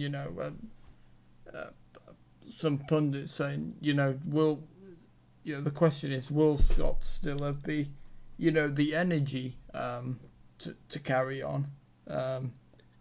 Why wouldn't he? He's not old. No, I just mean mentally, dejected. They meant, and he might just not want the stress and stuff. So, we'll see. But it's a shame because I feel they play good football. They tried to play good football. They tried to play the right way. And if the season had started in December onwards, maybe it would have been a different story. But the season doesn't start in December. No. And whilst they could have got themselves out of it, those early week criminal, really, where they conceded a lot of goals. So, Yeah. and they nearly did recover, but they never quite did. So, yeah. But they'll rebuild. They're almost a team that are too good for the Championship, but not quite good enough for the Premiership. Yeah, they do need. So, They definitely. Ooh, they. Sorry, just seeing the City beat Everton game. Yes, I think Fulham. They definitely do need. Definitely do need a striker. I think another striker. Mitrovic is a funny one, isn't he? Because he's hardly played. He was joint top goal scorer with Ollie Watkins last year in the Championship. yeah, and Hardly then played. yet he's not had much of a look in. So No, I think he's had a fallout with Scott Parker, yeah, it must be because you say top goal scorer in the Championship, to not And be he's anywhere got near And he's got Premier League experience with Newcastle yes, of course, yeah. So and Fulham, actually, before they got relegated the first time. oh yeah, of course, yep. Right, ready to move on. So a shame, but they play football in the right way. I hope they keep Scott Parker if he wants to stay, and I'd like to see them come back up. Do you Young think manager do you think he'd get another job? Do you think even if he doesn't stay at Fulham? Yeah, maybe in the Championship though. Yep, I definitely agree with that. Yeah, no, I'm like I said, I'm Maybe hoping. Bournemouth. Maybe Bournemouth. Yeah, that could be an interesting one. Yeah, but I'm hoping Scott stays at Fulham. Right, next club, West Bromwich Albion. And unlike Take it Fulham, away, Will. Take it away, Will. unlike Fulham, unlike Fulham unlike Fulham, West Brom never really looks like they were going to get out of it at all, really. Pretty much have been dire all season. And they didn't really. Okay, there's been a few positives. Matthias Pereira, Sam Johnston, Conor Gallagher. He's been excellent, Sam Johnson, this year. Yes, he has definitely. But they nowhere near. They struggle to score goals. West Brom. When I think of Solomon Rondon, the last time they were in the league, he was a handful on his day. Yes, he was a good player, Rondon, and yep. Solid he was. And yeah, but they don't have. I look at West Brom's squad and think, who's going to get you the goals? And also I look at it and so who's Premiership quality. Yes, really exactly. Like Fulham had a few players that you thought, could play in the league, but like Mitrovic, who had already played in the league. Yeah. Walkman, who's a good player, and the goalie, and obviously the goalie for West Brom United, old boy Johnston, looks like he's good enough for the level, and Pereira probably. I could see them on the move, Pereira. But the rest of them, I'm not saying they didn't try hard, but they just didn't look like Premiership quality to me. No, they didn't, did they? And that's no disrespect. If you're not good enough, you're not. You can try all you want. I could try all I want for England, but I know I won't be good enough at the minute. There's some players that would be way too good for my standard. But and I think they did try. I think it was probably a little bit unfair. Slaven Bilic got sacked because they were still alive and kicking then. Yes, and I mean they didn't. They didn't have a great start. carry on, Will. Sorry. Yeah, didn't they? You know, didn't they draw with City or didn't they beat City when Village was there? Yeah, they drew with City 1-1 at the Etihad, and then he got sacked the next day. Yeah, which you know, you would have thought. I think by that time they probably made the decision because he had an awful start to the season. He did, yeah. Yeah, and I like Village a lot. I liked him as West Ham manager, and Yeah, I'm not so sure about Village. Not that I don't like him. I just find him a bit boring. oh, well, fair enough. And then your favourite manager of all time re-emerged, and yes. Oh yes, What- Sam Allardyce. yeah. What would you like to say about Samuel and his Well, appointment? I'm not going to go all into it now because I've said it so many times in this show, and yeah, but yeah, I just hope he goes into retirement, please, and yeah, please don't come back. I think it's a bit harsh when this is his first relegation ever. No, it's not just that. I just wish he would just stay away from football. I do. But why? Why? Because I don't want to see his style of football. I don't like him as a person, so I don't want to see him. I don't want to hear him. I don't. What don't you like about him as a person? Oh, he's too full of himself. I think he is. Is it also the England stuff as well when he got the England job? No. Remember that? Oh yeah, I do remember that certainly. Well. With the transfer. No, to be fair, I mean, Sam Allardyce, he was tricked, wasn't he? That wasn't really his fault, was it? You know, the press, I think it was the Daily Telegraph, you know, wanted to do it they wanted to bring him down, and he did make some mistakes, so he should have never put himself in that position. Well, yes. To be exposed like that. But no, it's not just that. No, I know the papers make up some stories, but he should never have exposed himself like that. No, of course not. And no, but I've never liked him. You know, remember he was a pundit on Sky, and never liked him as a pundit either. Just was he? When was he a pundit on Sky? Oh, it was it must have been, you know, in the time of Richard Keys and Andy Gray, which seems like absolute ages ago now, since they were last there. But no, I've just never liked him at all, Allardyce. Just the style of the football, and I just think, yeah, he just come across as really horrible, really.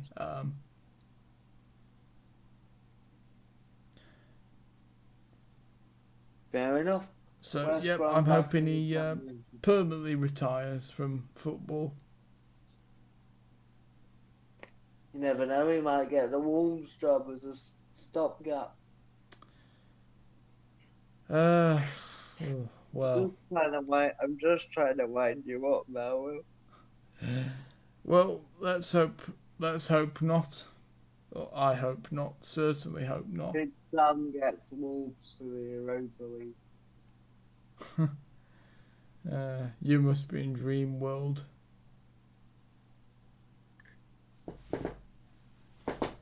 Right. He did well at Bolton and Newcastle. Yeah, but that football's moved on. It's a different time. Alright, I'll give you that. Right. Okay, so... And one more final team to finish off. Ready? Oh, sorry, are you ready to move on? Yeah. Sheffield United.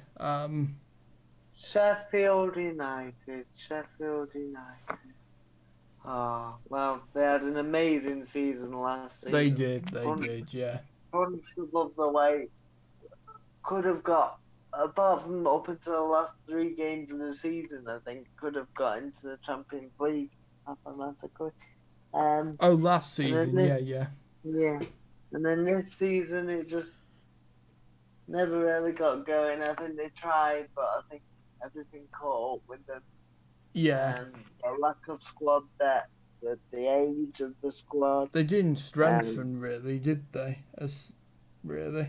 No, but I think I don't think they had the money to, and I don't think Chris Wilder was given the backing. Apparently, he had to fight to get Ramsdale and Brewster through the door. See, so, Brewster's a weird one. I was wondering, did they ever really want him? I mean, given that Wilder never seemed to really trust him, and Paul Heckingbottom, I don't think Brewster's got hardly a look in under him as well. So you do wonder what's what do you think's gone on with Brewster? When he signed for Sheffield United, he said he picked there because he thought he could get in and play in a good side, which it was a good side after last year. But yeah, just never happened, did it? Well, to be honest, it just don't know. I would say he's had a poor season, but he hasn't really been given a chance. He's hardly played, does he? Yeah. And if you're going to play him, you can't expect him to turn it on and off like a tap. He's got to have been given a run in the team. No, of course not. Especially when the relegation was confirmed. Give him a run out. Let him show what he can do, but he's gone with Jefferson, hasn't he? Yes. Last weekend. And it's not like the Sheffield United strikers a goal unbelievable, is it? But no. To see McGoldrick's played well as ever. But a lot of them are getting on a bit, aren't they, as well? Sheffield United squad. Yeah, and I think that needs a revamp. I think Ramsdale's played quite well this year, but I do think they miss Henderson. Yes. Yeah, it was nice to see him do an open letter to the fans at the end of last season. Yes, that was brilliant from Henderson. Yeah, and I hope he said, "Once a blade, always a blade." He said. Yeah, brilliant, and I think that's nice, because I know he's like a United fan, but he's respecting that he played. Oh, of course, yes, that's Dean seems to be. Really classy guy. I saw an interview with him, and he seems he's a bit of a character. He believes his own height. Does he? Oh yeah, he thinks he's amazing. Oh, from what I've seen, he didn't seem to have any ego at all. I thought he was quite grounded, if that's the right word. I think he says it a bit tongue-in-cheek, a bit like Ibrahimovic. Oh, right. Well, maybe he's just sort of joking, maybe. But he does definitely believe his own height, but he does have the talent to back it up, so, yeah. Wait, which one, Henderson or Ibrahimovic? And both of them. Oh. But yeah, it's interesting. Heckingbottom's done quite well. I wonder if he'll get the job. Yeah, it's interesting. They won quite a few games, and they were dead and buried, weren't they? They were, yeah. They've been pretty much dead and buried the whole season, realistically, haven't they? Well, not the whole season, because everybody starts on 0 points, but from about. Well, okay. 13, from about 13 games onwards, yeah. Well, I thought they never really had a chance of staying up. And, even before the start of the season? No, I don't think so, no. No, as in what way? Well, I just thought after the season they had last season, I just thought, no, I think, I thought they'd be straight down. I did, I honestly did. Well, they had the least shots last season, and I've only side in the league, but finished 9th. So that shows you something. Yeah. They didn't score. Even when they finished 9th, they had the least shots, so and didn't score enough goals. So Yes. last year they were very clinical, and they had a lot of 1-0s and 1-0 draws, and Yes. if they scored one, they generally win or draw the game. But this year they haven't played that bad. They haven't actually played as bad as people think. They've had a lot of 1-0 defeats and 2-1 defeats. Yeah, it's all been close. They've never really been, hammered. They've just come on the wrong side. No, of course, yeah, I get you completely. But, good luck to them. I hope they find a new manager because I like the club. And I really like Chris Wilder. In fact, he could maybe get the Wolves job. Yeah, potentially. I reckon he'll be West Brom manager, Chris Wilder. I hope he does get another chance because I think he did really well with Sheffield United when you look at it as a whole. Oh, absolutely. From League One. So, yes, I have huge respect for Chris Wilder. I do. And I like him because he's quite funny, but he's also never hid away from anything, did he? No, I remember him saying something about the bus or something that he, going on the bus used to watching his team play or something. He never forgot his he's never forgotten his roots, which is good to see. And he also always said, if Sheffield United didn't play well enough, he'd be like, "Yeah, we were awful today." Yeah, well, that's good. Honesty is the best medicine. And he never pick out his players really. No. But he'd say it as not like Mourinho. He'd say it as a collect. Oh yes, well Mourinho, I think and that's his downfall. I think if he continues to do that, then he's going to turn the squad against him. He can't help picking fights, Mourinho. Yes, he gets pleasure out of it. He does, but he's got to realise though that he's going to, if he continues to do that, he's going to continue to struggle, and he's going to find himself out of a job, because sooner or later maybe he won't get another chance if he keeps struggling at,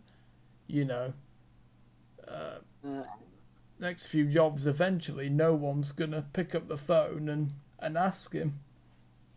Yeah, my reputation only takes you so far. Yes. And Jose's, by and large, got a brilliant reputation, so I'm not sure if this doesn't work out, he might not. He might decide that's it.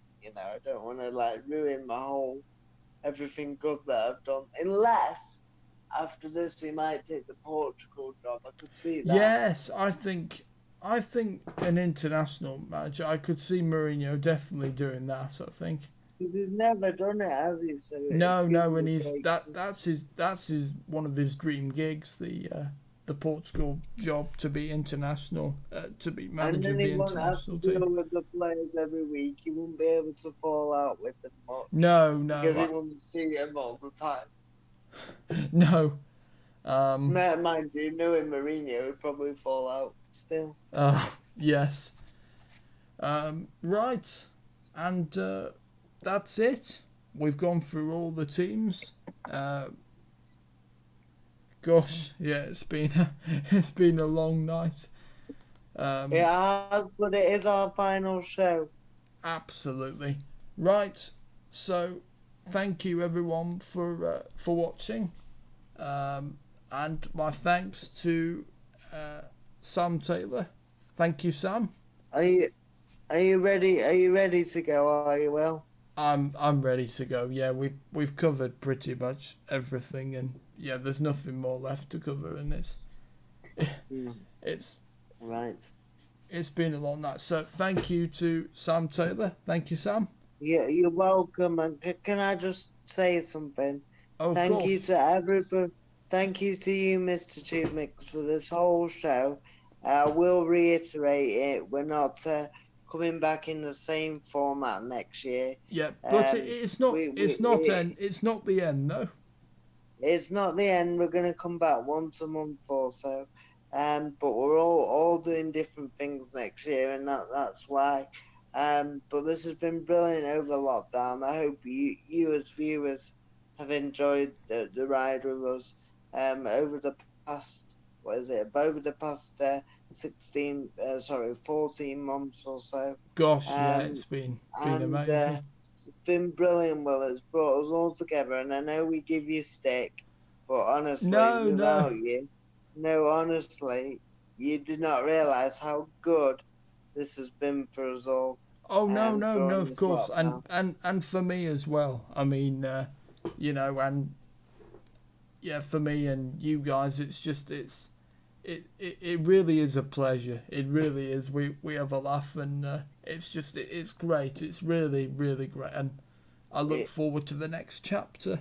It is, and the next chapter will be different. You won't have us every week, but at least we'll be fresh when we come to talk about stuff. Absolutely, yeah. But no, thank you to you for watching. Thank you for all your support. My big thanks, like I said, to Mr. TubeMix, who was the organizer of all this. Yes, Mr. TubeMix. And also, our thanks definitely to Mr. Ben Carney. Ben hasn't been able to make a lot of the shows this season, and that's been fortunate. But when he has been in, of course, his stories are great. His experiences, and we can't. And it's kind of thanks to him, really, that the show is continuing. So thank you very much, mate. If you do end up watching this, thank you, mate, and we can't wait to have you on board for the next. Really. Sorry, carry on, man. We can't wait to have you on board for the. Hopefully have you on board for the next chapter.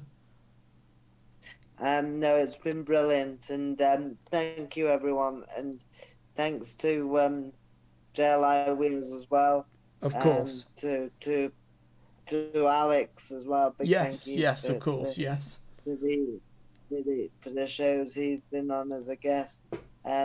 To Ben, who started this show, Ben Carney, who started the show originally, I think with Will and Jaden and all the others that have had such a big influence. And Jake Smith as well.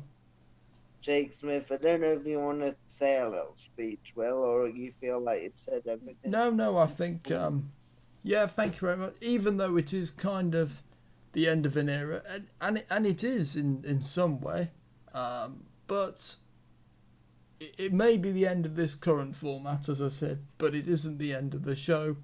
We'll still be, and even away from football videos, potentially, we've been thinking, and obviously depending on everything, but we'd be thinking, to come together and do some kind of podcast, which is something that we really fancy, isn't it?